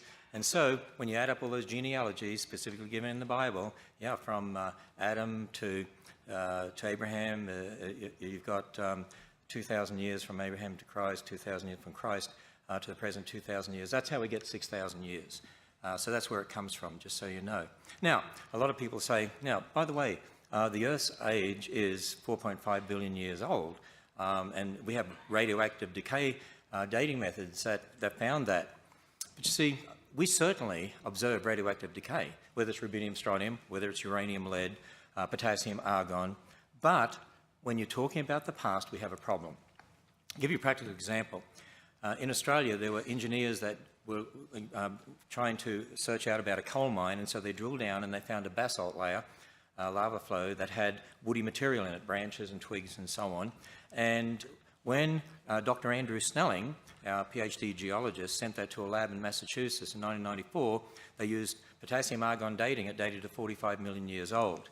Well, he also sent the wood to the radiocarbon section of the same lab, and that dated to 45,000 years old. 45,000-year-old wood and 45 million-year-old rock. The point is, there's a problem. Andrew Snelling is a geologist on the payroll of Answers in Genesis, and the incident that his boss is referring to is when Snelling investigated the sandstone, not basalt, in which the alleged piece of wood was found. I say alleged because neither Snelling nor Geochron, the dating lab that he submitted the result to, could identify it, though the lab did say that it looked like an iron concretion. Carbon dating this material, as anyone with even a rudimentary understanding of the process will know, was therefore a futile venture, as the unidentified material was completely mineralized, meaning that in principle there should not have been any carbon in it. As it happened, there was some carbon in the sample, but based on the porous features of the surrounding rock, this carbon likely came from groundwater and not the minerals. So in the end, what Geochron actually ended up carbon dating was the groundwater, not the rock. Another incident closely resembling this one took place in a different part of Australia, where Snelling collected samples of wood alleged by miners to have been found encased in basalt. Aside from the fact that the history of this sample was anecdotal in nature, the sample was not protected from contamination and was subsequently carbon dated to be about 45,000 years old, which is at the extreme upper limit of carbon dating, which has been known to yield large margins of error. In spite of all this, Snelling used this incident to try to cast doubt on the validity of radiometric dating methods, which is what he gets paid to do. The formula that he and his contemporaries used to disparage radiometric dating is quite simple. Take contaminated samples to labs whose dating ranges do not encompass the age of whatever was found, claim victory over basic nuclear physics in a half-baked article on the Answers in Genesis website, and take Ham's check to the bank. Let me give you another example of a problem. There was a lava dome that started to form in the 80s after Mount St. Helens erupted. And in 1994, Dr. Steve Austin, another PhD geologist, actually sampled the rock there. He took whole rock, crushed it, sent it to the same lab, actually, I believe, and got a date of 0.35 million years. When he separated out the minerals, amphibole and pyroxene, and used potassium argon dating, you get 0.9 million, 2.8 million. My point is, all these dating methods actually give all sorts of different dates. In fact, different dating methods on the same rock we can show give all sorts of different dates. The geologist that Ken Ham is referring to, Steve Austin, is on the payroll of the pseudoscientific organization Institute for Creation Research. As with Andrew Snelling, Steve Austin sent his samples to Geochron, whose website explicitly stated that its methods cannot accurately date samples that are less than 2 million years old. With the exception of the pyroxene, every sample dated to be considerably less than 2 million years old, rendering the use of the lab's methods futile. This does not reflect poorly on the dating method, but on the person who misused it. There are known limitations to certain dating methods, and the misuse of potassium-argon dating would most certainly give useless results. Again, this does not reflect poorly on the dating method itself. If a person uses a ruler to try to measure someone's weight, their failure to do so has nothing to do with the ruler being useless and has everything to do with its misapplication. The same holds true for radiometric dating. As Austin, for some mysterious reason, never chose to publish his results in the peer review, it is to be expected that no serious scientist would waste their time addressing this drivel. As it happens, Dr. Kevin Henke of the Geological Department at the University of Kansas took the time to examine this case in detail. He noted that Austin himself admitted that the samples were not homogeneous, which means that foreign minerals could have contaminated them. Xenocrysts would have been particularly problematic, as they have been known to contaminate geological samples. Xenocrysts are basically just crystals that get swallowed by magma. Then, when the magma rises to the surface, it cools to form solid rock, trapping the crystals inside, which predate and therefore contaminate the rock. Well, gee, I wonder where one would find a significant amount of magma that cools to form solid rock. Huh, what a coincidence. The creationist found his rock samples in one of those. See, there's lots of assumptions in regard to radioactive dating. Number one, for instance, the amounts of the parent and daughter isotopes at the beginning when the rock formed, you have to know them, but you weren't there. See, that's historical science. Assumption two, that all daughter atoms measured today must have only been derived in situ radioactive decay of parent atoms. In other words, it's a closed system, but you don't know that, and there's a lot of evidence that that's not so. Wrong on both objections. Ideally, we can know the initial conditions of the isotopes if we find the sample in a closed system where nothing could potentially contaminate it, but oftentimes we have to use isochron dating methods, where surrounding samples of the same element and different isotopes are all analyzed, along with the decay rates and initial daughter isotope concentration. You do not need to know the parent isotope concentration for this method, and in many cases, the assumptions of the initial conditions are perfectly reasonable. Take the potassium-argon method, for example. Minerals that are dated this way can be assumed to have a negligible amount of argon in them initially because argon is a noble gas, and noble gases don't form anything other than glow sticks and balloons. Seriously though, argon doesn't naturally react with anything but itself, so it's reasonable to assume that none of it helped form the crystal structure that's characteristic of whatever's being measured. With carbon dating, we know that the amount of the parent isotope, carbon-14, varies with time, but we can calibrate the initial amount using other methods like dendrochronology. There are other examples that show why Ken Ham's objections are nonsense, but I think that the point is made. Assumption number three, that the decay rates have remained a constant. This is my personal favorite creationist argument because it outlines just how desperate creationism is. To understand what I mean, you have to know a thing or two about the weak nuclear force, which is one of the four fundamental forces that shape our universe. The weak nuclear force, as with the other forces, can be reduced to individual components, or quanta, called the W and Z bosons, which are subatomic particles. These guys are pretty massive, and they're the ones who are ultimately responsible for radioactive decay. While we can't predict exactly when and where decay will occur in an atom, as the process is probabilistic and spontaneous, we do generally understand why it happens. An atom is most stable when the forces on its nucleus are balanced. The less balanced the forces, the more likely it is to experience radioactive decay. At atomic scales, gravity is pretty much negligible, but the electromagnetic and strong forces are not. Furthermore, these two forces don't really cooperate. The electromagnetic force is based on charges, which are either attractive or repulsive, but the strong nuclear force doesn't care about charge. All that it cares about is distance, kind of like gravity, except at much smaller scales. Plus, the positive and negative charges of the electromagnetic force aren't always balanced inside of the atom, so imbalances of forces in the nucleus of an atom are essentially inevitable.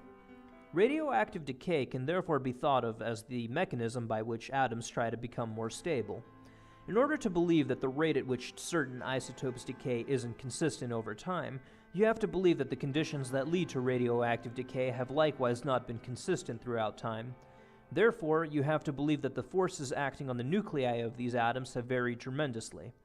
Remember that Ham believes that the Earth is 6,000 years old, about 750,000 times younger than the age that we measured using the uranium-lead dating method. Ken Ham has to believe, at least for uranium-238, but also to a lesser extent for the other radioactive elements, that the electrical and strong nuclear interactions that took place inside of these atoms were so violently unbalanced that the atoms decayed at over 750,000 times their observed rate of decay.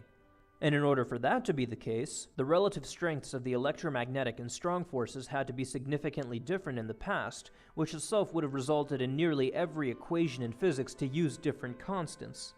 Just take the two most fundamental constants relevant to electromagnetism, the vacuum permittivity constant and the vacuum permeability constant.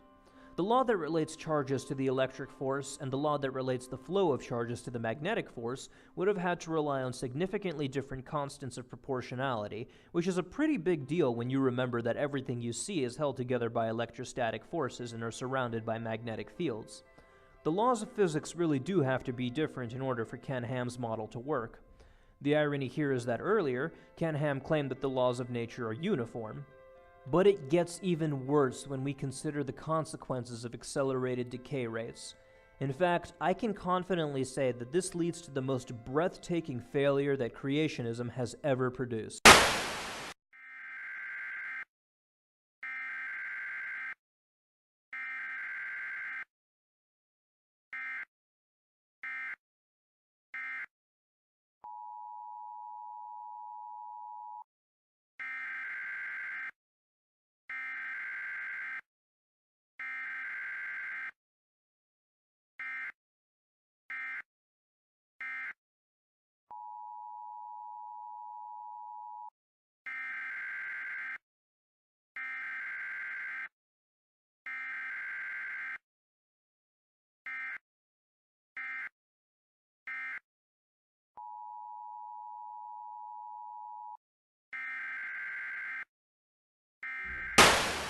In SI units, we measure radioactivity in becquerels after the guy who co-discovered radioactivity. 1 becquerel is equal to the release of 1 radioactive nucleon per second. According to the physics department at the University of Idaho, a kilogram of uranium-238 releases on average about 25 becquerels, and the 5th edition of the McGraw-Hill Science and Technology Encyclopedia calculates that the Earth's crust contains 10 to the 17th kilograms of uranium-238. That means that the total amount of radioactive nucleotide output on Earth that is accounted for by uranium-238 is about 1.2 times 10 to the 18th becquerels. Now, the decay rate of an isotope is linearly related to both its age and the parent-daughter parameter. The parent-daughter parameter will vary with each individual sample, but the average decay rate will not for the reasons that I've already outlined, so the age of the Earth should correspond to the radiometric decay constant. Since Ham's model stipulates that the age of the Earth is 760,000 times less than its measured age, the decay rate for Ken Ham's model must have been an average of 760,000 times its actual decay rate, or about 9.1 million becquerels per kilogram. That means that the flux of Earth's radioactivity due to uranium-238 alone should be a total of about 9.1 times 10 to the 23 becquerels, or an average of about 4.6 times 10 to the 15th becquerels per square mile everywhere on the planet. To put that into perspective, the Fukushima nuclear disaster is estimated to have released a total of about 5.4 times 10 to the 14th becquerels.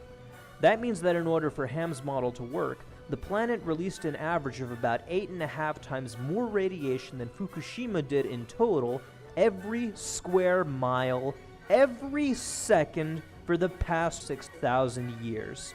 And that is being generous, as not only did I not take into account that there was more uranium and therefore more net radioactivity in the past, but also because I assumed that Ham's ridiculous decay rate was constant before magically changing to its current value when we started measuring it. This is a generous assumption because any non-constant function for the decay rate of uranium-238 would have yielded even more catastrophic results. Bear in mind, by the way, that I only considered uranium-238 in this calculation. Do the same calculation for every other major radioactive isotope out there, add them all up, and the true extent of this argument's failure will be fully revealed. I have seen creationist arguments fail time and time again, but I have never seen any of them fail quite as spectacularly as this one. They're just some of them. There's others as well. The point is there's lots of assumptions in regard to the dating method. So there's no dating method you can use that you can absolutely age date a rock. There's all sorts of differences out there. And I do want to address the bit you brought up about Christians believing in millions of years. Yeah, there's a lot of Christians out there that believe in millions of years, but I'd say they have a problem. I'm not saying they're not Christians. Is that so, Ken? It was only a couple of weeks before the debate when you issued the following statement on your Facebook page.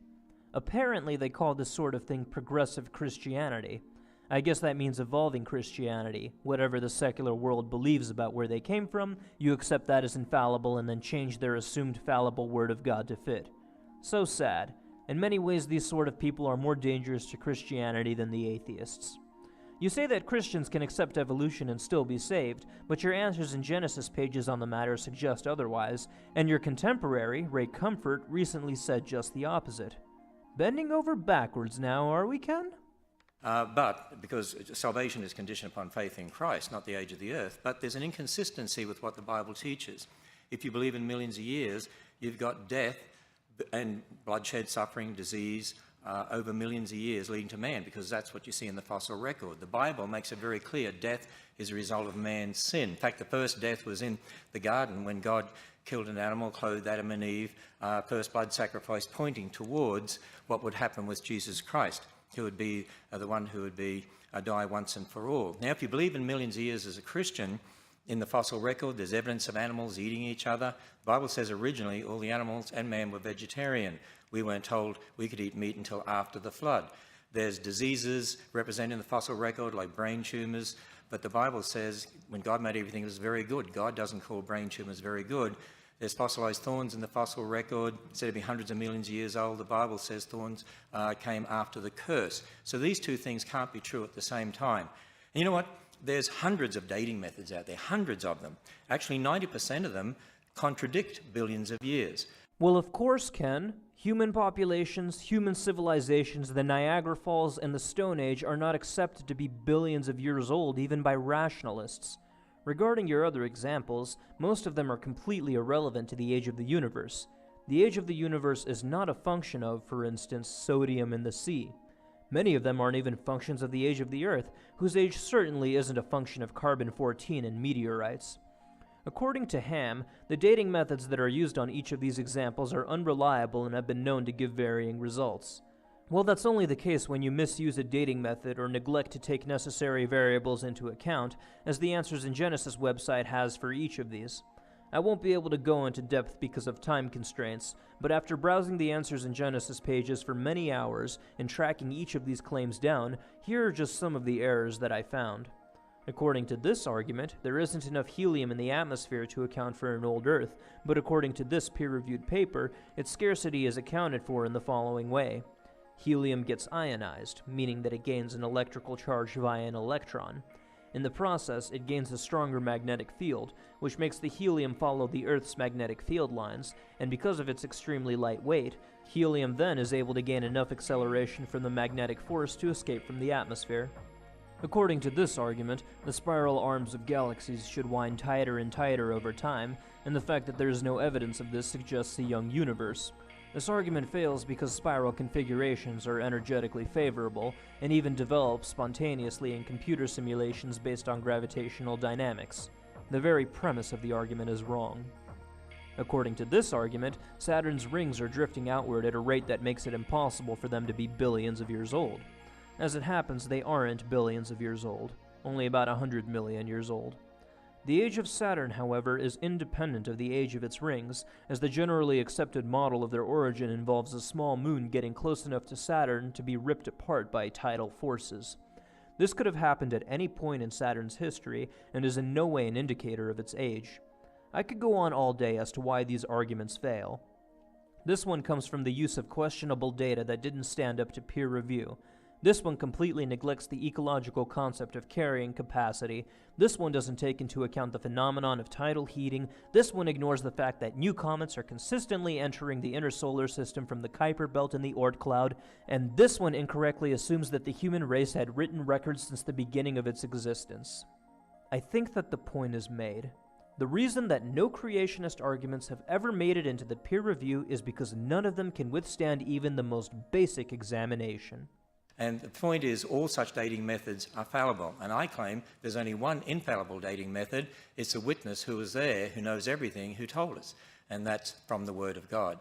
And that's why I would say that the Earth is only 6,000 years. And as Dr. Faulkner said, there's nothing in astronomy, and certainly Dr. Snelling would say there's nothing in geology to contradict a belief in a young age for the Earth and the universe. It's difficult for me to adequately convey the sheer magnitude of my frustration with and contempt for this man. Ken Ham, your plea to have other people trust your interpretation of a book that you arbitrarily describe as infallible over the science that is responsible for the development and innovation of modern society is quite simply mind-boggling. I honestly cannot understand why you think that rational people should take you seriously. Bill Nye voices a similar opinion in his 5-minute rebuttal and gets right to the core of why Ken Ham is wrong. The natural laws of the past cannot be capriciously dismissed simply because one asserts that they differ from the natural laws of the present, and resolving to believe in Ken Ham's interpretation of the Bible is not reasonable grounds for invoking such an extraordinary assumption. Very good. And Mr. Ham, would you like to offer your 5-minute counter-rebuttal? First of all, Bill, just so I just don't want a misunderstanding here, and that is the 45,000-year-old wood, or supposedly 45,000, was inside the basalt. So it was encased in the basalt, and that's why I was making that particular point. Once again, it wasn't wood, it was an iron concretion. And I would also say that natural law hasn't changed. As I talked about, I said we have the laws of logic, the uniformity of nature, and that only makes sense within a biblical worldview anyway, of a creator God who set up those laws. Really, Ken? Then what makes you think that decay rates are subject to change when all of the evidence points to the contrary? And that's why we can do good experimental science, because we assume those laws are true, and they'll be true tomorrow. Which renders your distinction between observational and historical science moot, Ken. I do want to say this, that you said a few times, Ken Ham's view or Ken Ham's model. It's not just Ken Ham's model. We have a number of PhD scientists on our own staff. I had video quotes from some scientists. It's Dr. Damadian's model, it's Dr.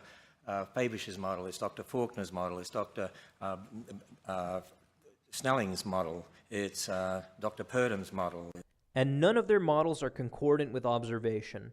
At least not until they misuse analysis methods and misrepresent data. Then their models become viable.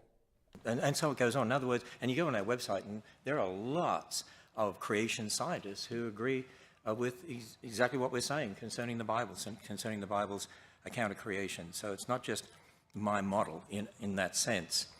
You are the boss of a number of creationists with PhDs, Ken. They are on your payroll to act as mascots in order to imbue your ministry with some credibility, and they get paid considerably more to write simple-minded, half-baked articles than they did when they published difficult, sophisticated scientific literature. These are the scientists who gave up. They're the ones who couldn't contribute anything of real substance to academia, and in their frustration, they betrayed their charge to bring knowledge to the world to instead join a business that is far easier, far more profitable, and far more indulgent toward their egos. The only thing that you have at your disposal is an arsenal of inept arguments and an army of failures.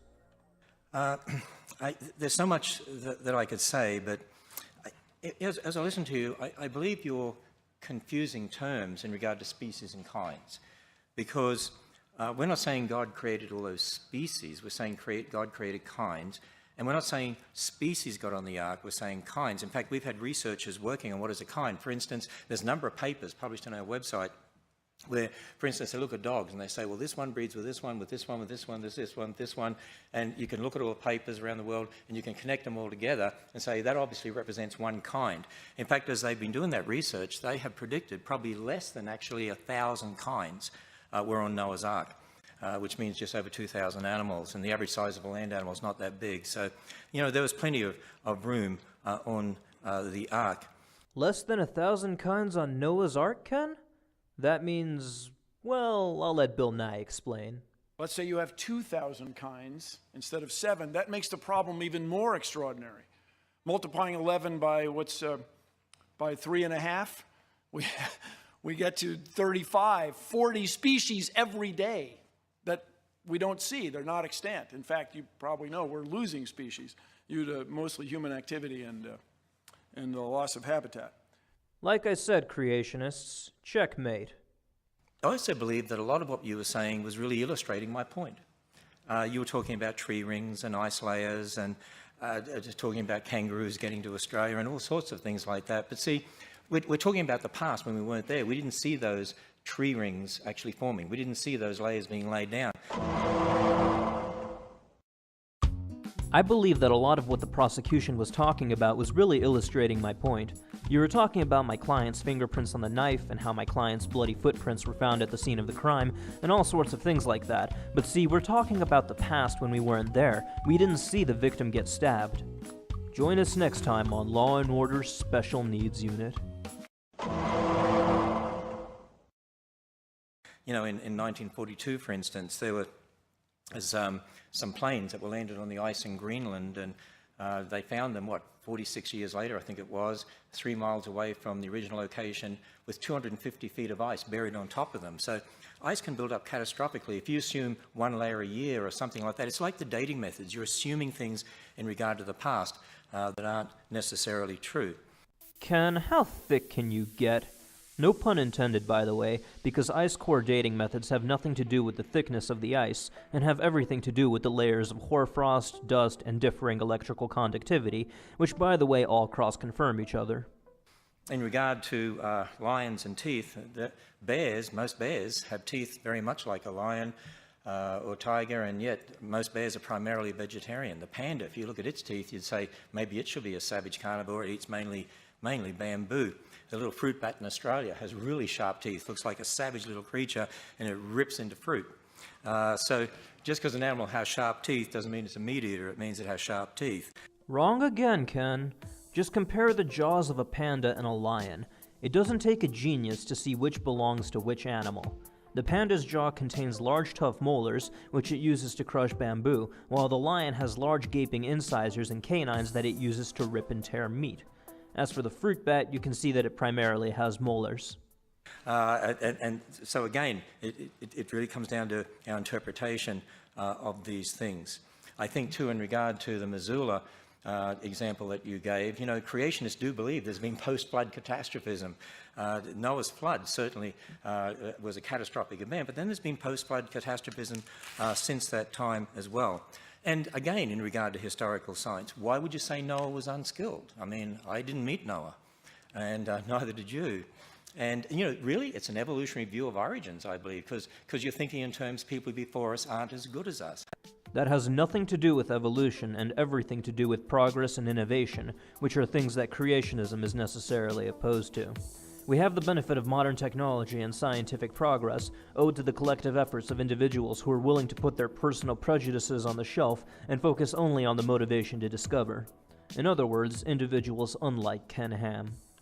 Hey, there are civilizations that existed in the past, and we look at their technology, and we can't even understand today how they did some of the things that they did. Who says Noah couldn't build a big boat? By the way, the Chinese and the Egyptians built boats. In fact, some of our research indicates that some of the wooden boats that were built had 3 layers interlocking so they wouldn't twist like that and leak, which is why here at the Creation Museum we have an exhibit on the Ark where we've rebuilt 1% of the Ark to scale and show 3 interlocking layers like that. And one last thing concerning the speed of light, and that is, I'm sure you're aware of the horizon problem, and that is from a Big Bang perspective, even the secularists have a problem of getting light and radiation out to the universe to be able to exchange with the rest of the universe to get that even microwave background radiation.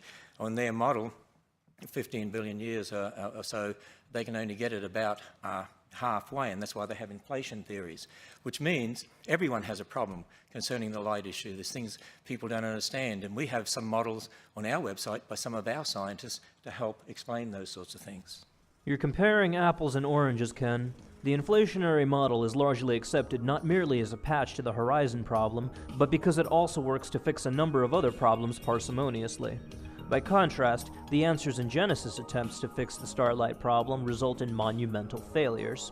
The first proposal is that the speed of light used to be considerably faster, but proposing this forces one to believe that the aforementioned vacuum permeability and permittivity constants were likewise different in the past, as the speed of light is equal to the inverse root of their product. In order to believe that this used to be significantly different, these had to be significantly different in the past, and these equations, among countless others, would have had to be fundamentally different. As discussed earlier, this would fundamentally change the nature of magnetic and electrical interactions, rendering the universe essentially unrecognizable. That's without even going into the mass-energy equivalence relation, which would also have been considerably different and would have had tremendous consequences for fusion reactions like the ones that power our sun. As it goes without saying, we don't observe those consequences. The second and third proposal try to use time dilation, a prediction of general relativity, to claim that light only appears to take a longer time to travel from distant objects than it actually does.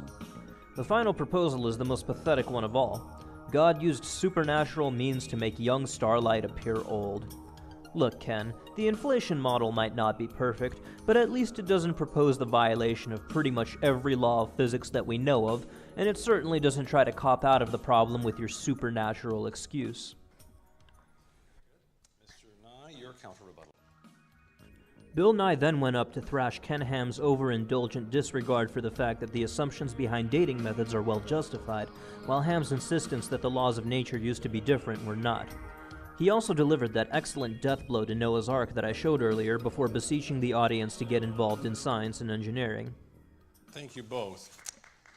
Now we're going to get to the things moving a little bit faster, and I think they may be quite interesting here. It's 40 to 45 minutes, maybe a little bit more actually, we'll have a little more, for questions and answers submitted by our audience here in the Creation Museum. Beforehand, we handed out these cards to everyone. I shuffled them here in the back, and in fact I dropped a lot of them, and then I scooped them up again. And if you saw me sorting through them here, it was to get a pile for Mr. Nye and a pile for Mr. Ham, so that we can alternate reasonably between them. Other than that, the only reason I will skip over one is if I can't read it, or if it's a question that I don't know how to read because it doesn't seem to make any sense, which sometimes happens just because of the way people write. What's going to happen is we're going to go back and forth between Mr. Nye and Mr. Ham. Each debater will have 2 minutes to answer the question addressed to him, and then the other will have 1 minute to also answer the question, even though it was addressed to the other man. And I did pull one card aside here because I noticed it was to both men. So we may be able to get to that at some point. Mr. Ham, you've been up first. If you'll hop up first this time, and Mr. Nye, you can stand by for your responses. 2 minutes. How does creationism account for the celestial bodies, planets, stars, moons, moving further and further apart? And what function does that serve in the grand design? Well, when it comes to looking at the universe, of course, we believe that in the beginning God created the heavens and the earth, and I believe our creationist astronomers would say, yeah, you can observe the universe expanding. Why God is doing that? In fact, in the Bible, it even says he stretches out the heavens. Yes, and the verse that you're referring to continues by saying that God spread the heavens like a tent. The rest is just preaching, and Bill Nye responded by expressing his dissatisfaction with Ham's paradigm and how Ham was too content with saying God did it, rather than trying to understand how it was done. That's time. Mr. Nye, the next question is for you. How did the atoms that created the Big Bang get there? Bill Nye's answer to this question was honest and heartfelt. His joy in the prospect that there was more to learn was apparent in his response. Let's see how Ham's response compares. Bill, I just want to let you know that there actually is a book out there that actually tells us where matter came from. And the very first sentence in that book says, in the beginning, God created the heavens and the earth. What frustrated me more than Ham's vacuous platitude was the laughter that it elicited from the audience, which left me despairing at the state of our species. It's possible that when I first heard this reply, I may have overreacted a little bit, but whatever. Let's continue. And really, that's the only thing that makes sense. It's the only thing that makes sense of why not just matter is here, where it came from, but why matter, when you look at it, we have information and language systems that build life, not just matter. And where did that come from? Because matter can never produce information. Matter can never produce a language system. Languages only come from intelligence. Information only comes from information. I'll go more in depth as to why this argument fails in a future video, but for the time being it is sufficient to say that any arrangement, natural or designed, implies information. Information is merely how the arrangement is described. A number of misconceptions are present in this argument, but the overriding logical fallacy here is that Ken Ham is arguing from ignorance. He doesn't know how complex systems whose processes can be described in terms of information arose, therefore their existence must be supernatural. The Bible tells us that the things we see, like in the book of Hebrews, are made from things that are unseen. An infinite creator God who created the universe, created matter, the energy, space, mass, time, universe, and created the information for life. It's the only thing that makes logical sense. All right, Mr. Ham, a new question here. The overwhelming majority of people in the scientific community have presented valid physical evidence, such as carbon dating and fossils, to support evolutionary theory. What evidence besides the literal word of the Bible supports creationism? Well, first of all, I often hear people talking about the majority. I would agree that the majority of scientists would believe in millions of years. The majority would believe in evolution, but there's a large group out there that certainly don't. But the first thing I want to say is that it's not the majority that's a judge of truth. There have been many times in the past when the majority have got it wrong. The majority of doctors in England once thought after you cut up bodies you could go and deliver babies, and wonder why the death rate was high in hospitals till they found out about diseases caused by bacteria and so on. The majority once thought the appendix was a leftover organ from our evolutionary ancestry, so when it's okay, rip it out. When it's disease, rip it out. Rip it out anyway. But these days we know that it's for the immune system, and it's very, very important. So, first it's important to understand that just because a majority believes something doesn't mean that it's true. Aside from the fact that Ken Ham grossly overstated the importance of the appendix, his statement that the majority isn't always correct seems to be the only thing that he has going for him. But as a wise man once said, the fact that some geniuses were laughed at does not imply that all who were laughed at are geniuses. They laughed at Columbus, they laughed at Fulton, they laughed at the Wright brothers, but they also laughed at Bozo the Clown. Ken Ham, you and your contemporaries are not Columbus or Fulton or the Wright brothers. You are clowns. And then, I'm sorry, I missed the last part of the question there. What was the, make sure I have the right question here. About carbon dating. So what evidence besides the literal word of the Bible supports creationism? Well, one of the things I was doing was I was making predictions. I made some predictions. There's a whole list of predictions. And I was saying, if the Bible's right, and we're all descendants of Adam and Eve, there's one race. And I went through and talked about that.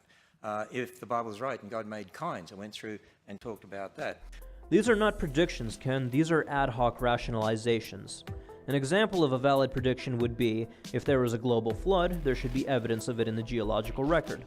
There should be a layer of flood detritus that spans the entire globe, and this layer has to exhibit graded bedding.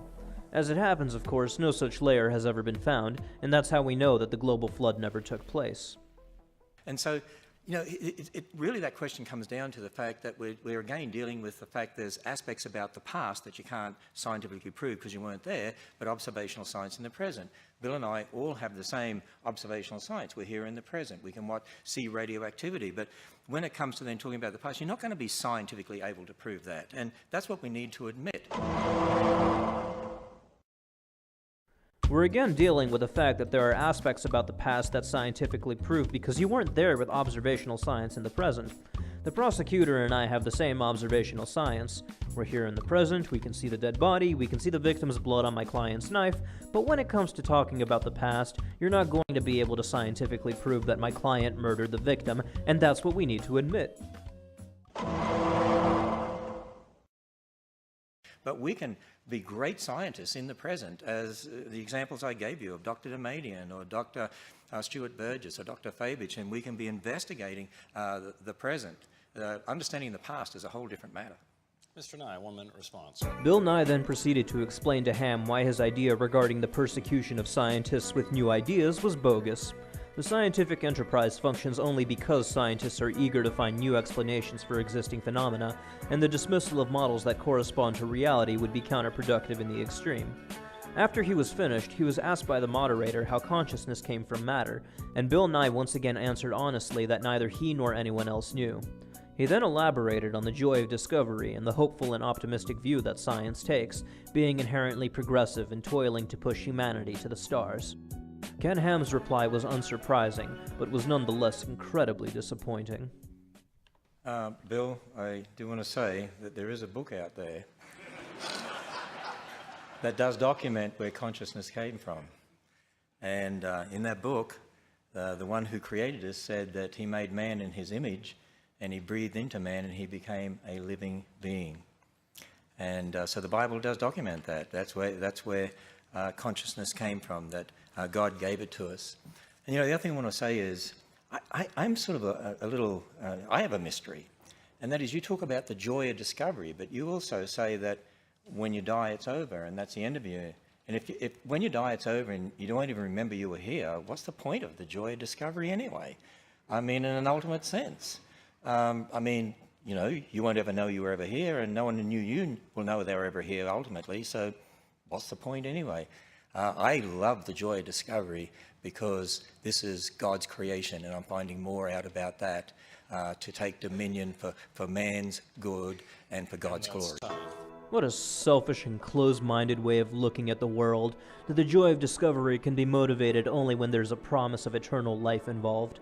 I think that it's appropriate at this point to illustrate the difference between these two men, as this becomes a very important theme of the debate from here on out. Both of these men have a comparable amount of education. Bill Nye was an engineering major, and Ken Ham was an applied science major. I've heard it said elsewhere, but I'd like to reiterate it here. Where Bill Nye used his education to work for Boeing, and then coupled his talent for entertainment with his strong foundational knowledge of science to inspire young people to innovate, Ken Ham used his rudimentary understanding of the same science to create a multi-million-dollar business by peddling a skewed and perverted version of it to the gullible and the uninformed. While it takes one kind of person to reach out to children and show them the majesty and accessibility of a universe beyond the reach of our bodies simply by using our minds, it takes quite another kind of person to teach children that accessing new knowledge is a danger to be avoided, and that all new knowledge must pass through a filter of conformity and brainwashing. Well, let's see how we go here. I'm going to ask you some questions, and we'll see how we go. Next time somebody says millions of years ago, what do you say to them? Were dinosaurs on the ark? On what day of creation were dinosaurs made? 6 days. Can you add millions of years into the Bible? What came into the world because of sin? Could you have had death and disease millions of years before Adam sinned? What happened to the dinosaurs? Is there any mystery? What do I call dinosaurs? Missionary lizards. Could there be a dinosaur described in detail in the Bible? What was its name? In which book is it found? Chapter. Verse. If there really was a global flood, what would you expect to find? Billions of dead things buried in rock layers, laid down by water all over the earth. Do you think the kangaroo was designed? Let's say our little saying together. Are you ready? It's designed to do what it does do, what it does do, it does do, well, it doesn't do, yes, it does, I think it does do, you won't do, hope you do, two to you. Who got that? The two of you. Yeah. Next time somebody says millions of years, what do you ask? How old would most of your fossils be? 4,500 years. But what happens when somebody says millions of years? Oh, were you there? Well, I think we've thoroughly taught you. For me, this shines as clear a light as any as to the extent of the mental illness that Ken Ham and his ilk share. Words fail to describe the character of this man, who has the nerve to lecture Bill Nye on the joy of discovery when all that Ham has ever done to children is stifle their capacity and desire to learn. Mr. Ham, a new question. This is a simple question, I suppose, but one that actually is fairly profound for all of us in our lives. What, if anything, would ever change your mind?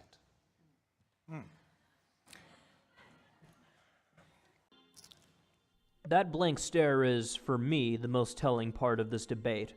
This moment outlines what is perhaps the most striking difference between Ken Ham and Bill Nye. It would be redundant for me to say anything else on the matter, as their responses speak for themselves. Well, the answer to that question is, I'm a Christian.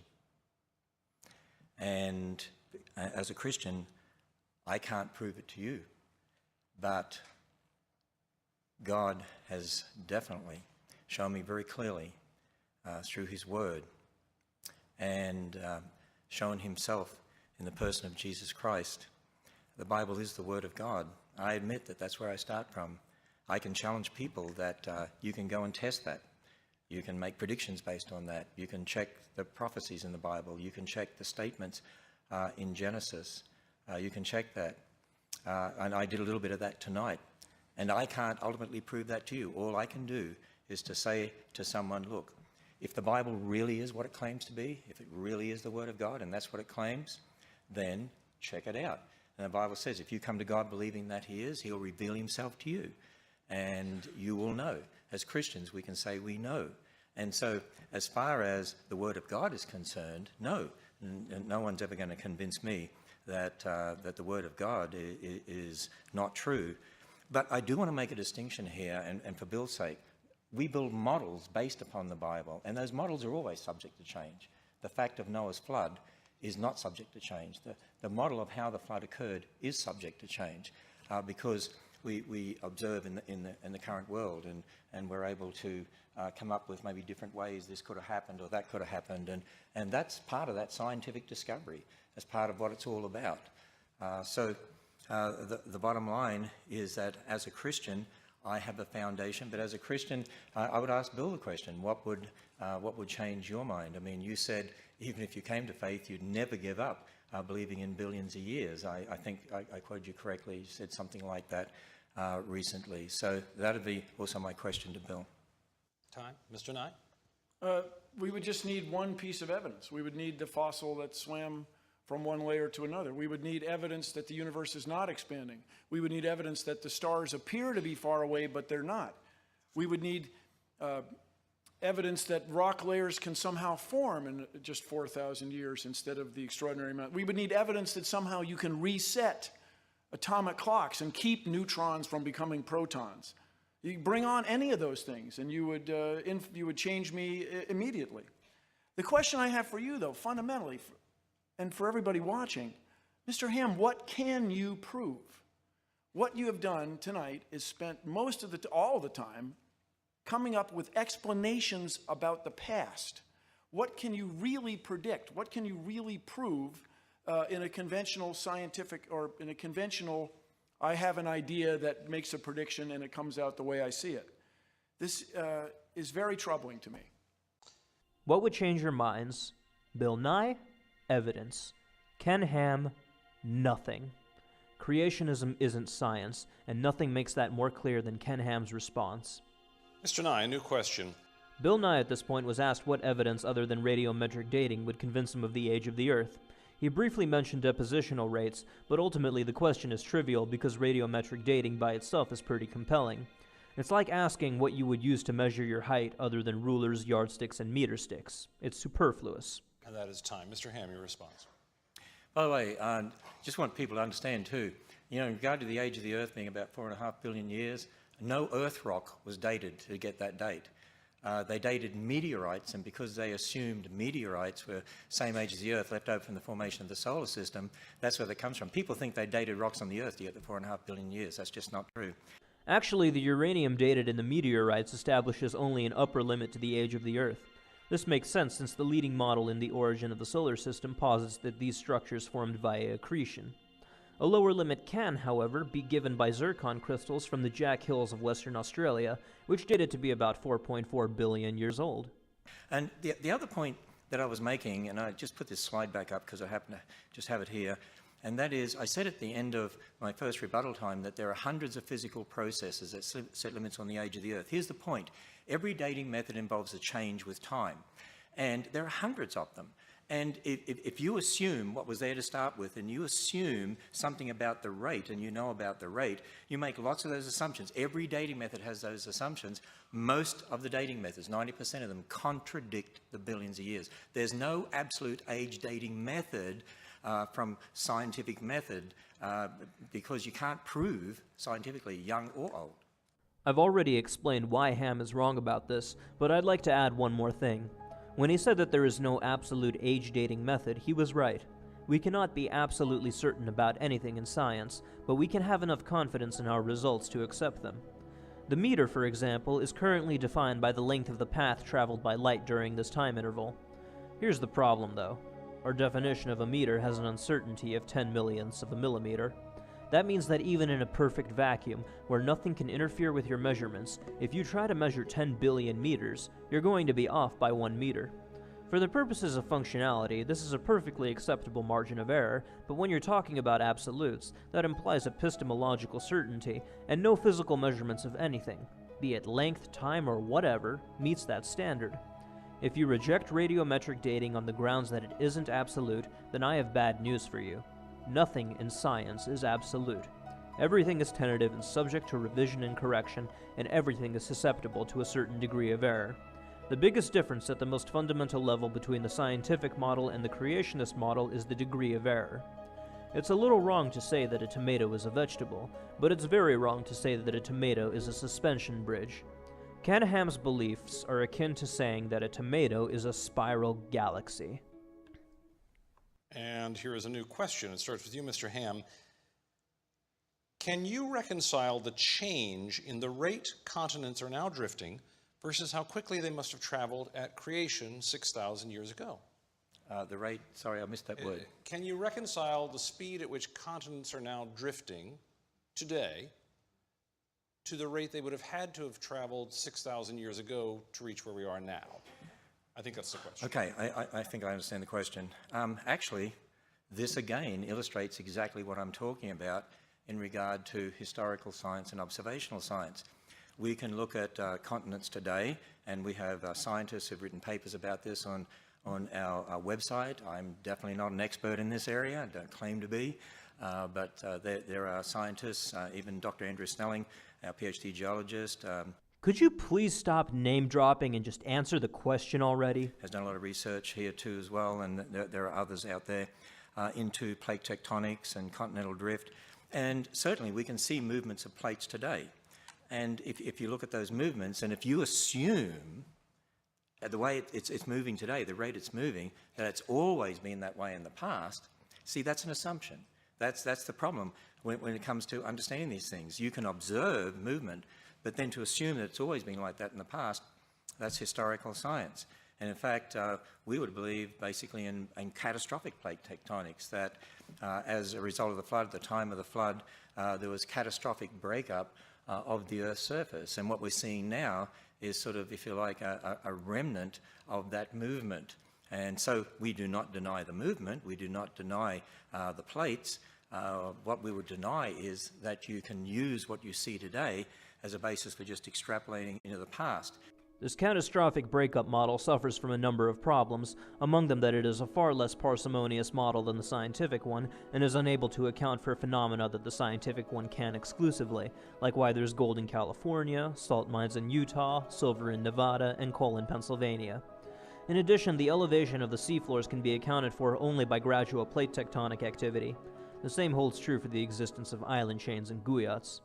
It's the same with the flood. You can say, well, layers today only get laid down slowly in places, but if there was a global flood, that would have changed all of that.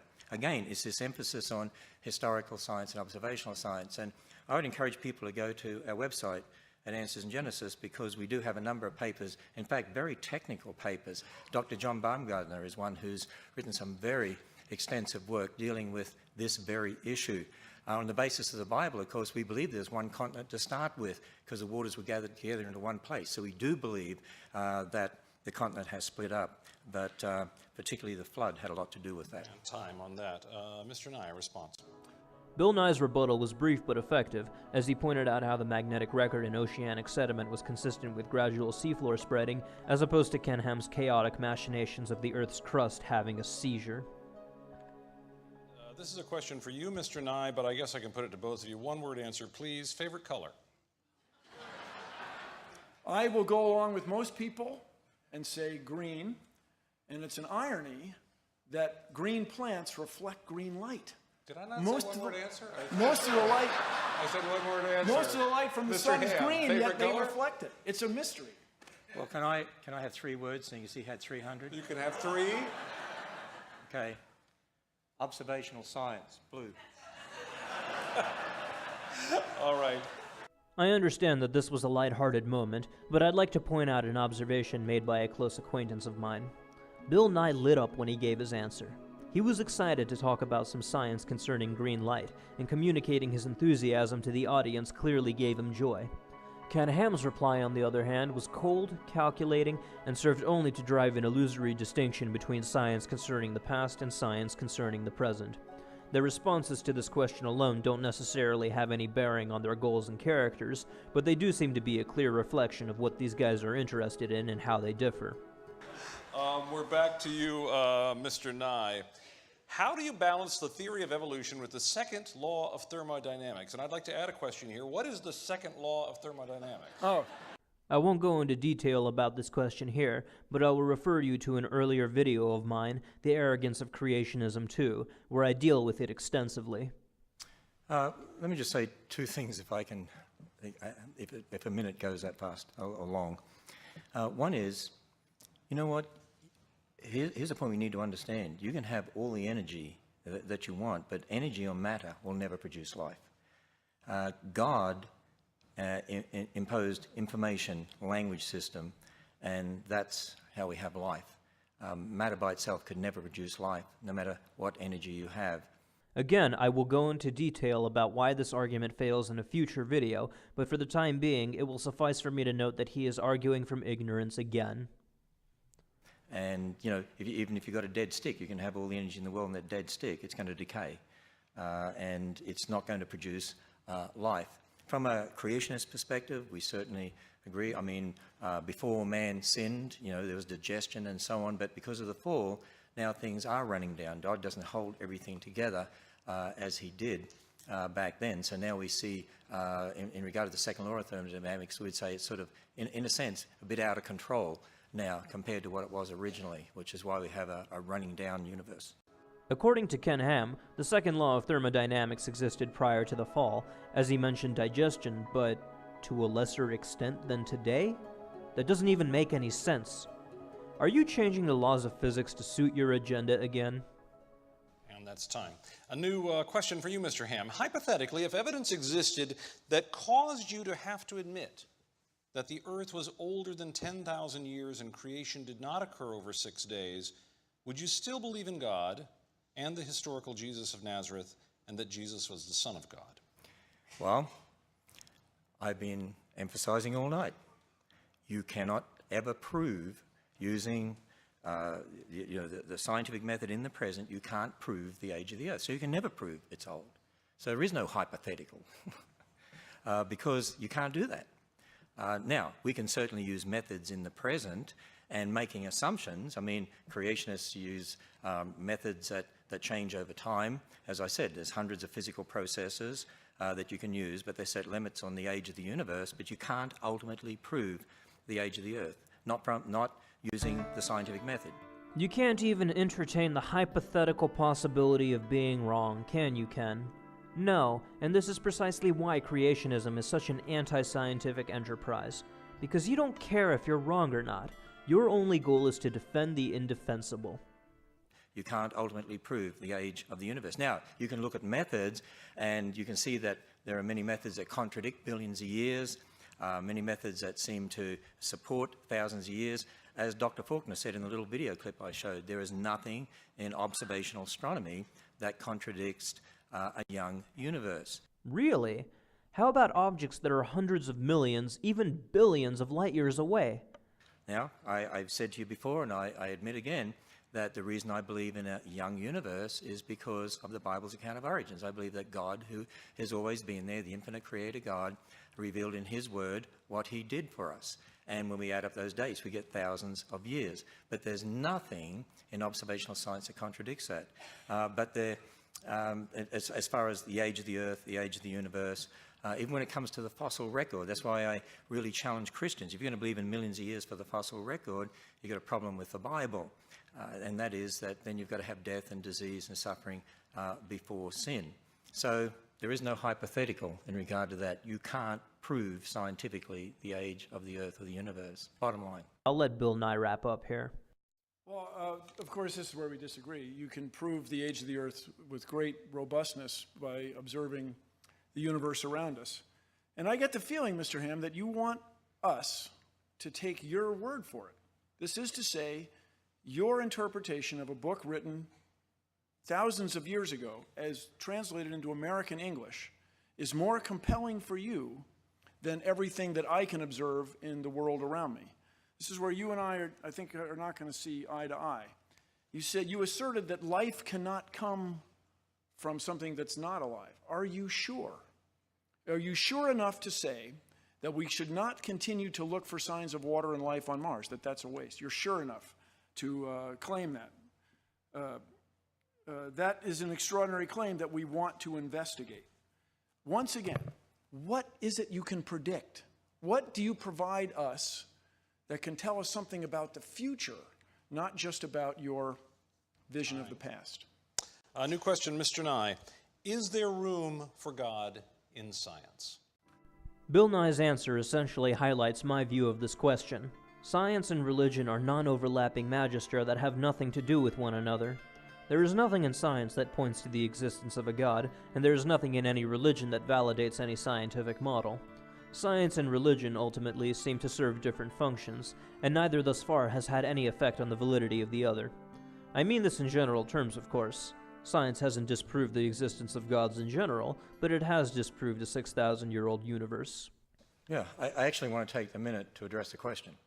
Let me just say this. My answer would be God is necessary for science. In fact, you talked about cell phones. Yeah, I have a cell phone. I love technology. We love technology here at Answers in Genesis. And I have email. I probably had millions of them while I've been speaking up here. And satellites and what you said about, the information we get, I agree with all that. See, they're the things that can be done in the present. And that's just like I showed you, Dr. Stuart Burgess, who invented that gear set for the satellite.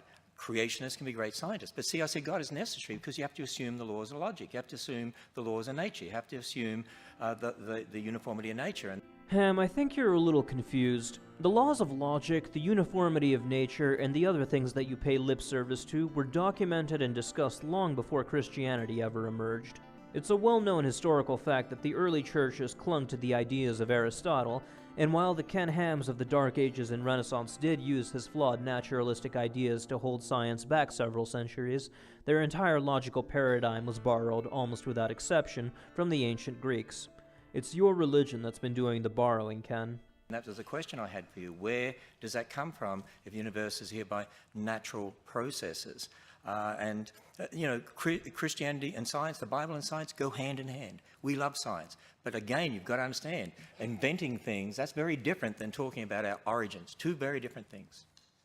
Mr. Ham, a new question. Do you believe the entire Bible is to be taken literally? For example, should people who touch pig's skin, I think it says here, be stoned? Can men marry multiple women?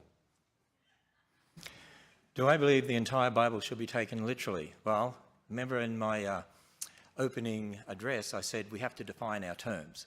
So when people ask that question, say literally, I have to know what that person meant by literally. Now, I would say this. If you say naturally, and that's what you mean by literally, I would say, yes, I take the Bible naturally. What do I mean by that? Well, if it's history, as Genesis is, it's written as typical historical narrative, you take it as history. If it's poetry, as we find in the Psalms, then you take it as poetry. It doesn't mean it doesn't teach truth, but it's not a cosmological account in the sense that Genesis is. There's prophecy in the Bible. and there's literature in the Bible, concerning future events and so on. So if you take it as written, naturally, according to the type of literature, and you let it speak to you in that way, that's how I take the Bible. How about the Book of Leviticus, Ken? Or as it's sometimes called, the Book of the Priests. You know, the one that says rabbits eat their own cud, or that one can cure leprosy simply by sprinkling bird bloods on oneself.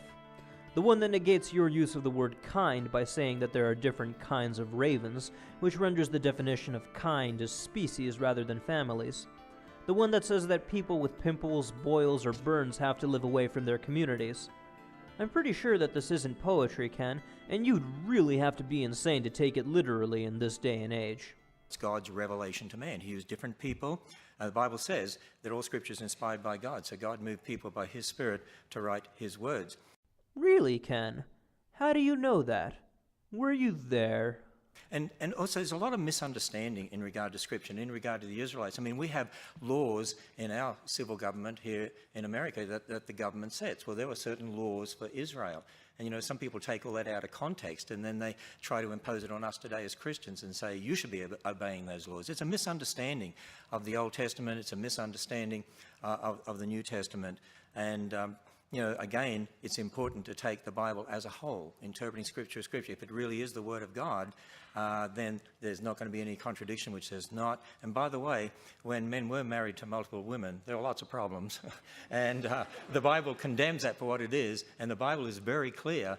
The Bible is a real book. There were people who did things that were not in accord with Scripture, and it records this for us. It helps you understand it's a real book. But marriage was one man for one woman. Is that so, Ken? The 21st chapter of Exodus seems to disagree. You remember Exodus, don't you, Ken?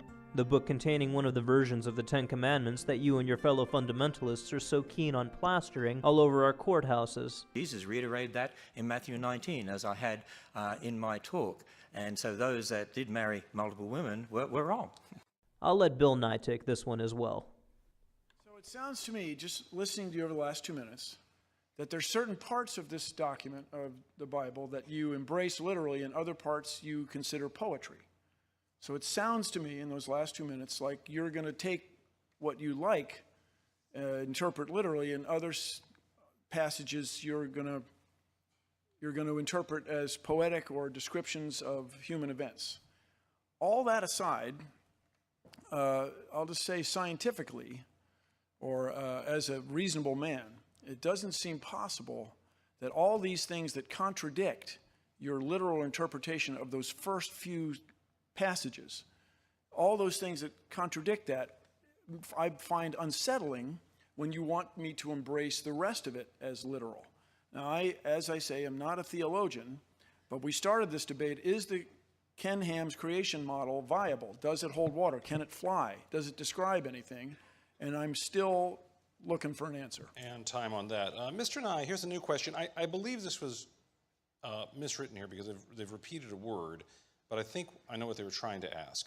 Have you ever believed that evolution was accomplished through way of a higher power? I think that's what they're trying to ask here. This is the intelligent design question, I think. If so, why or why not? Why could not the evolutionary process be accomplished in this way?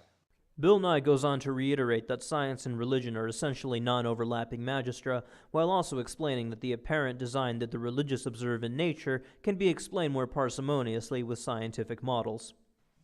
What Bill Nye needs to do for me is to show me an example of something, some new function that arose that was not previously possible from the genetic information that was there. If by information you mean genes, then the previously noted E. coli experiment is an excellent example. Another one is the acquired ability of Flavobacterium to digest nylon. And I would claim and challenge you that there is no such example that you can give. That's why I brought up the example in my presentation of Lenski's experiments in regard to E. coli, and there were some that seemed to develop the ability to exist on citrate. But as Dr. Fabich said, from looking at his research, he's found that that information was already there. It's just a gene that switched on and off. And I repeat, that is a lie. Read the original paper. And so there is no example because, information that's there in the genetic information of different animals, plants, and so on. There's no new function that can be added. Certainly great variation within a kind, and that's what we look at. But you'd have to show an example of brand new function that never previously was possible. There is no such example that you can give anywhere in the world. Fresh question here. Mr. Ham, name one institution, business, or organization other than a church, amusement park, or the Creation Museum that is using any aspect of creationism to produce its product. Any scientist out there, Christian or non-Christian, that is involved in inventing things, involved in a scientific method, is using creation. Oh, you equivocating, prevaricating bastard. By creationism, what's being referred to is the periodic spontaneous creation of everything over 6 days and all of the accompanying drivel. Ham spun this question deliberately because he knows that creationism cannot produce any predictions that allow anyone to gain any capital. They are, because they're borrowing from a Christian worldview. They're using the laws of logic. I keep emphasizing that. I want Bill to tell me, in a view of the universe, it's a result of natural processes, explain where the laws of logic came from. Why should we trust the laws of nature? I mean, are they going to be the same tomorrow as they were yesterday? And wow, Ken. Just wow. Hey Ham, are the decay rates of radioactive isotopes going to be the same as they were yesterday? Hey Ham, is the speed of light going to be the same as it was yesterday? Hey Ham, could you be any more self-contradictory? in fact, some of the greatest scientists that ever lived, Isaac Newton, James Clerk Maxwell, Michael Faraday, were creationists. And as one of them said, you know, he's thinking God's thoughts after him. Oh, so you mean to tell me that Newton, who died a century before Darwin was even born, was a creationist? Look, Ken, arguments from authority really aren't impressive, as the people here mentioning were physicists and not biologists. But even then, the fact that Newton was a brilliant man does not vindicate any of his beliefs concerning astrology and alchemy. And that's really, modern science really came out of that thinking that we can do experiments today and we can do the same tomorrow. We can trust the laws of logic. We can trust the laws of nature. And if we don't teach our children correctly about this, they're not going to be innovative. And they're not going to be able to come up with inventions to advance in our culture. And so I think the person was trying to get out that, see, you know, there are lots of secularists out there doing work and they don't believe in creation and they come up with great inventions. Yeah, but my point is they are borrowing from the Christian worldview to do so. And as you saw from the video quotes I gave, people like Andrew Fabich and also Dr. Faulkner have published in the secular journals. There's lots of creationists out there who publish. People might know that they're creationists because the topic doesn't specifically pertain to creation versus evolution, but there's lots of them out there. In fact, go to our website, there's a whole list there of scientists who are creationists, who are out there doing great work in this world and helping to advance technology. Mr. Nye. Bill Nye repeats his discontent with Ham's model's inability to predict, and briefly touches on the ethical ramifications of believing that those who don't subscribe to such a narrow and unusual range of ideas as Ham does are misguided and evil. Mr. Nye, since evolution teaches that man is evolving and growing smarter over time, how can you explain the numerous evidences of man's high intelligence in the past? Nye corrects the misconception that evolutionary theory demands that organisms get better in any subjective sense of the word. Fitness refers to an organism's capacity to live in a certain environment, and intellect is not necessarily a factor in every environment. Hence, natural selection, which filters out organisms with insufficient fitness, does not necessarily wipe out the weak and the stupid. Only those who are unable to adapt. Mr. Ham, a response? I remember at university, one of my professors was very excited to give us some evidence for evolution. He said, look at this, here's an example. These fish have evolved the ability not to see. And he was going to give an example of blind cave fish. And he said, see, in this cave, they're evolving because now the ones that are living there, their ancestors had eyes, and now these ones are blind. And I remember talking to my professor, but wait a minute, now they can't do something that they could do before. They might have an advantage in this sense, in a situation that's dark like that. Those with eyes might have got diseases and died out. Those that had mutations for no eyes are the ones that survived. It's not survival of the fittest, it's survival of those who survive. It's not enough to say that I facepalmed at this point.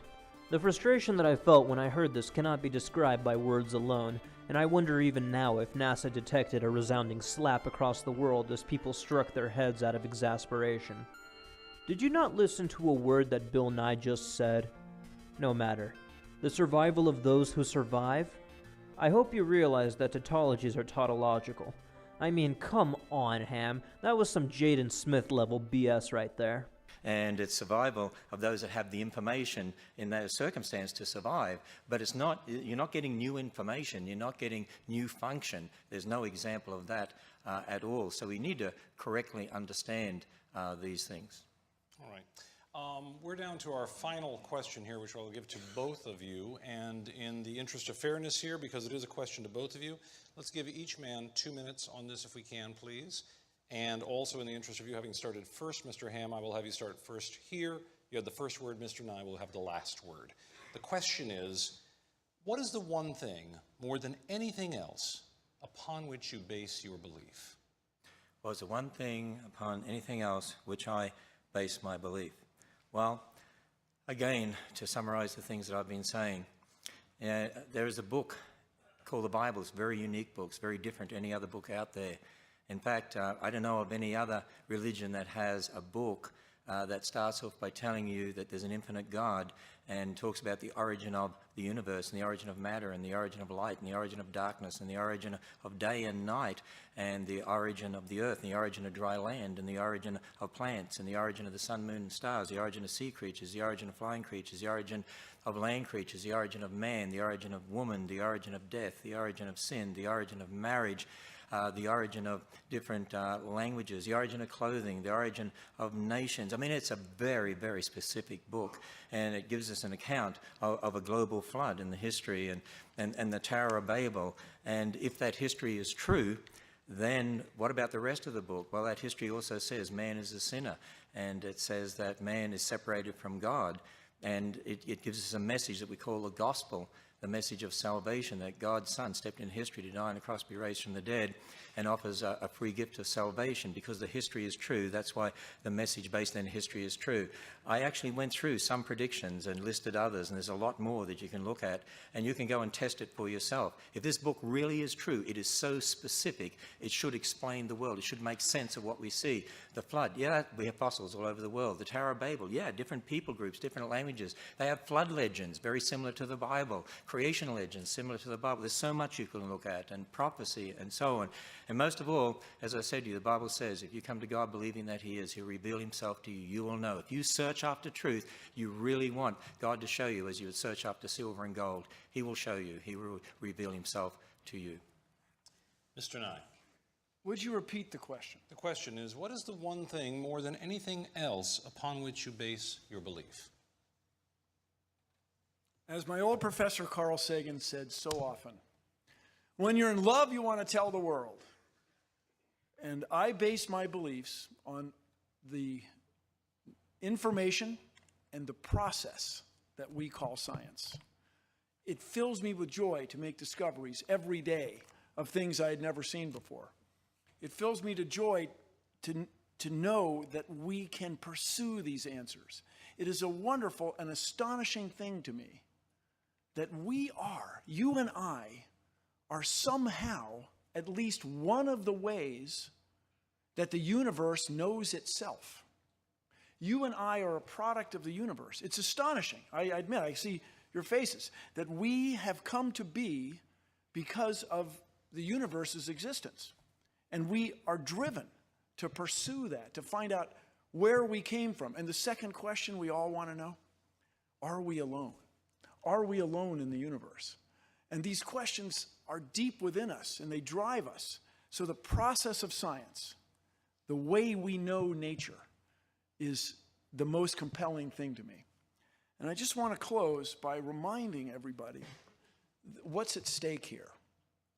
If we abandon all that we've learned, our ancestors, what they've learned about nature and our place in it, if we abandon the process by which we know it, if we eschew, if we let go of everything that people have learned before us, if we stop driving forward, stop looking for the next answer to the next question, we in the United States will be outcompeted by other countries, other economies. Now, that would be okay, I guess, but I was born here. I'm a patriot. And so we have to embrace science education. To the voters and taxpayers that are watching, please keep that in mind. We have to keep science education in science classes. So there you have it. Ken Ham bases his beliefs on the Bible, and Bill Nye bases his beliefs on evidence. The controversy between creationism and evolution in a nutshell. I'll leave you with some final words by the immortal Richard Feynman, words that Ken Ham and others like him need to seriously take heed of. Saying that you don't understand it, meaning I don't believe it, it's too crazy, it's the kind of thing I'm not going to accept it.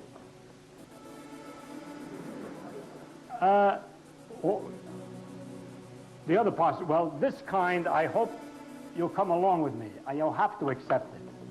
Because it's the way nature works. If you want to know the way nature works, we looked at it carefully. Look at it, that's the way it looks. You don't like it? Go somewhere else. To another universe where the rules are simpler.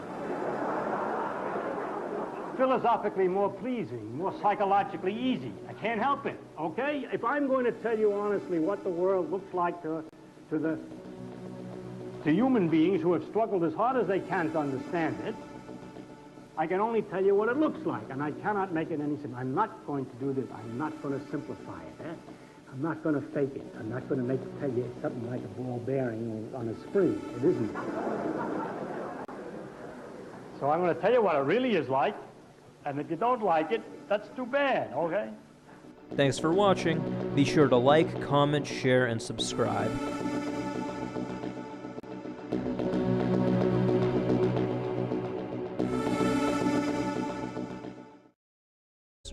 Are no less arbitrary between the differences between classical and quantum physics, or between the life and physical sciences.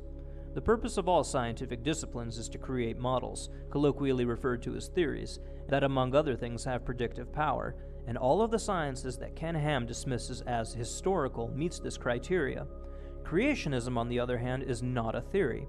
Generally speaking, in order to qualify as a theory, a model must meet the following requirements. First and foremost, it needs to have predictive capabilities. This means that it accurately tells us how some aspect of the world is going to behave under certain circumstances. More broadly, it tells us that when we manipulate variables a, b, and c, we can expect to observe corresponding effects x, y, and z. This serves as the basis for finding patterns, which allows us to make predictions about future data. That's the goal of science, to predict the future. The next criteria is independent verifiability and falsifiability. This means that anybody with the proper equipment will be able to vindicate the predictions made by the scientific model, or, if the model is inaccurate, anybody with the proper equipment will be able to disprove it by finding a statistically significant amount of data that contradicts the predictions. Finally, a theory must also have parsimonious explanatory power. This means that any extraneous aspect of the theory that the model doesn't necessarily rely upon can be removed because it adds an unnecessary assumption, which can constrain the scope of the model's predictive power. As Bill Nye does an excellent job of reiterating, creationism does not meet the first criteria, and by extension cannot meet the second or third criteria.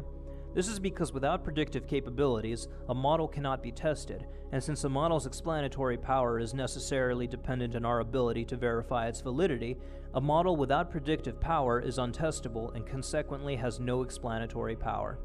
The failure of creationism is therefore fractal.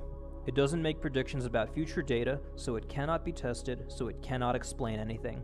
So in summary, the distinction between historical and observational science is meaningless. There is only science, and creationism is not a part of it.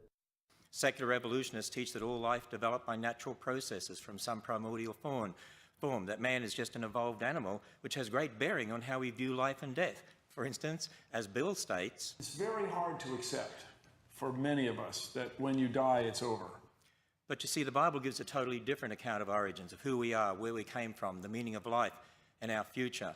That through one man, sin entered the world, and death through sin, but that God so loved the world that he gave his only begotten Son, whoever believes in him should not perish and have everlasting life. So, is creation a viable model of origins in today's modern scientific era? I say the creation-evolution debate is a conflict between two philosophical worldviews based on two different accounts of origins or science beliefs, and creation is the only viable model of historical science confirmed by observational science in today's modern scientific era. And that is time. I have the unenviable job of being the timekeeper here. So I'm like the referee in football that you don't like. But I will periodically, if either one of our debaters runs over on anything, I will stop them in the name of keeping it fair for all. The argument from authority will be a recurring theme in this debate from Ham's side. He's going to introduce a number of academics who accept literal creationism in an effort to bolster the authority of his arguments. We will notice some recurring themes with these academics. My name is Stuart Burgess. I'm a professor of engineering design at Bristol University in the UK. My name is Stuart Burgess. I'm a professor of engineering design at Bristol University in the UK. I have published over 130 scientific papers on the science of design in engineering and biological systems. From my research work, I have found that the scientific evidence fully supports creationism as the best explanation to origins. I've also designed major parts of spacecraft launched by ESA and NASA. Stuart Burgess has impressive credentials and is an accomplished engineer with an emphasis on biometrics. He is also on the payroll of the British creationist organization Truth and Science, where he acts as a head of its Council of Reference. Though he claims that his research fully supports creationism, he has never published a peer-reviewed paper whose topic pertained to creationism in any academic journal. So here's a biblical creationist who's a scientist who's also an inventor. And I want young people to understand that. You know, the problem, I believe, is this. We need to define terms correctly. We need to define creation, evolution in regard to origins, and we need to define science. And in this opening statement, I want to concentrate on dealing with the word science. I believe the word science has been hijacked by secularists. Now, what is science? Well, the origin of the word comes from the classical Latin scientia, which means to know. And if you look up a dictionary, it'll say science means state of knowing, knowledge. But there's different types of knowledge, and I believe this is where the confusion lies. There's experimental or observational science, as we call it. That's using the scientific method, observation, measurement, experiment, testing. That's what produces our technology, computers, spacecraft, jet planes, smoke detectors, looking at DNA, antibiotics, medicines and vaccines.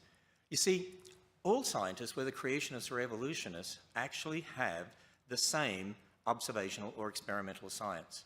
And it doesn't matter whether you're a creationist or an evolutionist, you can be a great scientist. For instance, here's an atheist who is a great scientist, Craig Venter, one of the first researchers to sequence the human genome. Or Dr. Raymond Damadian.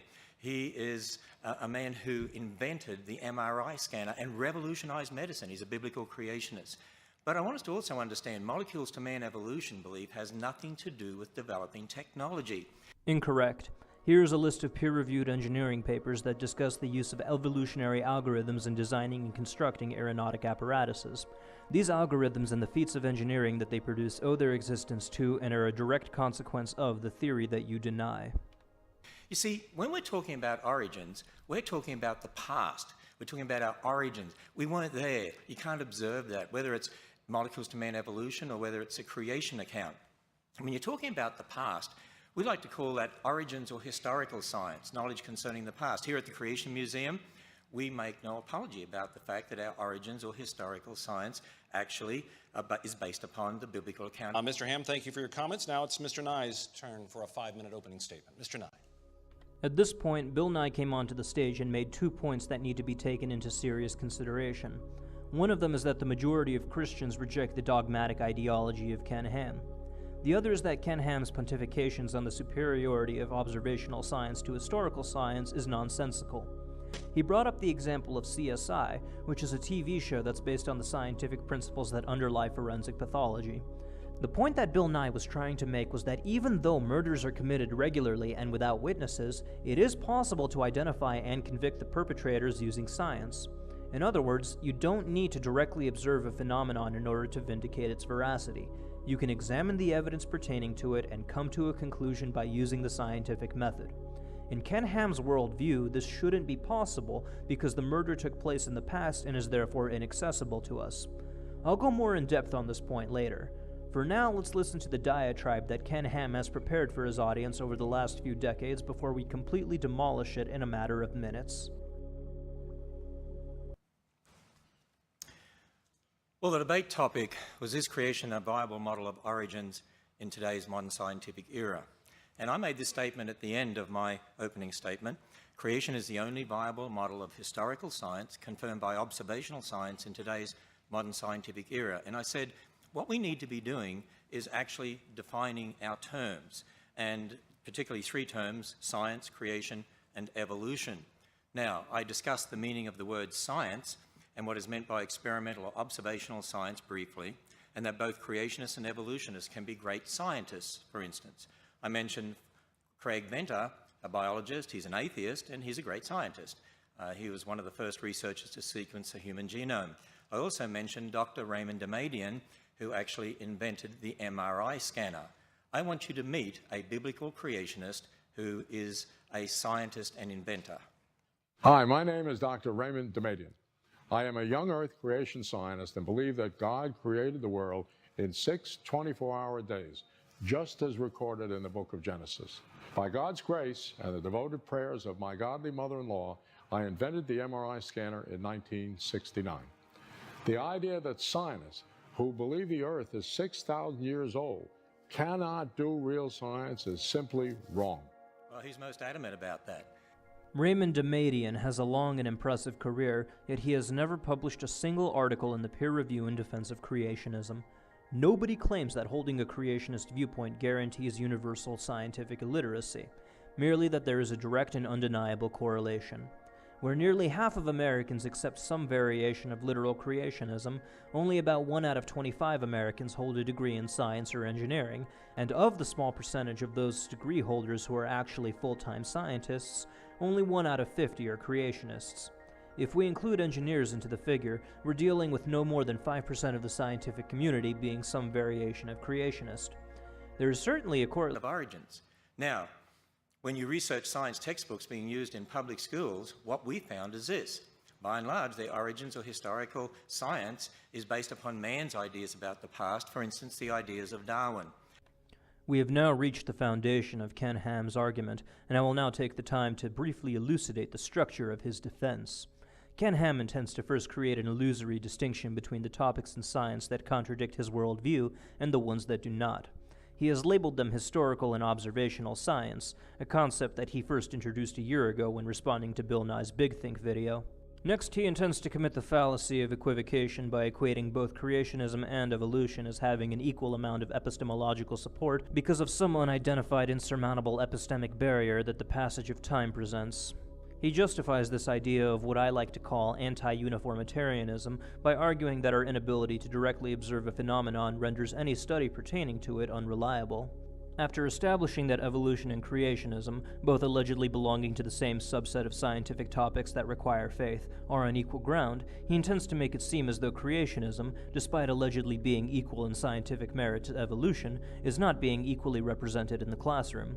He intends to cast the aspersion that the rationalists, whom he demonizes with the spiteful moniker of secularists, are attempting to push an explicitly anti-God agenda into politics and education. To make it seem as though evolution is an attempt to subvert the Christian way of life, and not merely a model that explains the biodiversity of life on Earth, he will conflate evolutionary theory with social Darwinism and eugenics. He will name-drop several creationist academics in an effort to make it seem as though there is a serious controversy in the scientific community on this matter, and he will liberally sprinkle his entire argument with suggestions of a satanic scientific conspiracy. This argument, while elegantly structured, fails on every level, and I intend to address and debunk each level in depth. Because this structure of Ham's stance is the aggregate of every matter that he ignorantly chooses to babble about, I thought that it would be particularly apt to name this model Ken Ham's Tower of Babel. Over the course of this video, keep this model in mind. This is the general structure of Ken Ham's position, and I will be tearing it down layer by layer.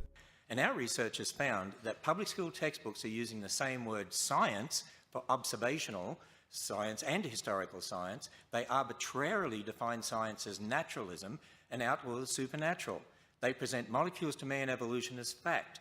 They are imposing, I believe, the religion of naturalism or atheism on generations of students. You see, I assert that the word science has been hijacked by secularists in teaching evolution to force the religion of naturalism on generations of kids. I will ignore the fact that neither atheism nor naturalism are religions, as well as the fact that public schools are constitutionally prohibited from dissuading students from their spiritual beliefs, and instead will take a moment to focus on historical and observational science and how both rely on the scientific method. There is no serious distinction between these two categories. While they may rely on differing techniques and procedures, the underlying scientific method is essentially identical, and the differences between historical and observational science, as far as functionality is concerned,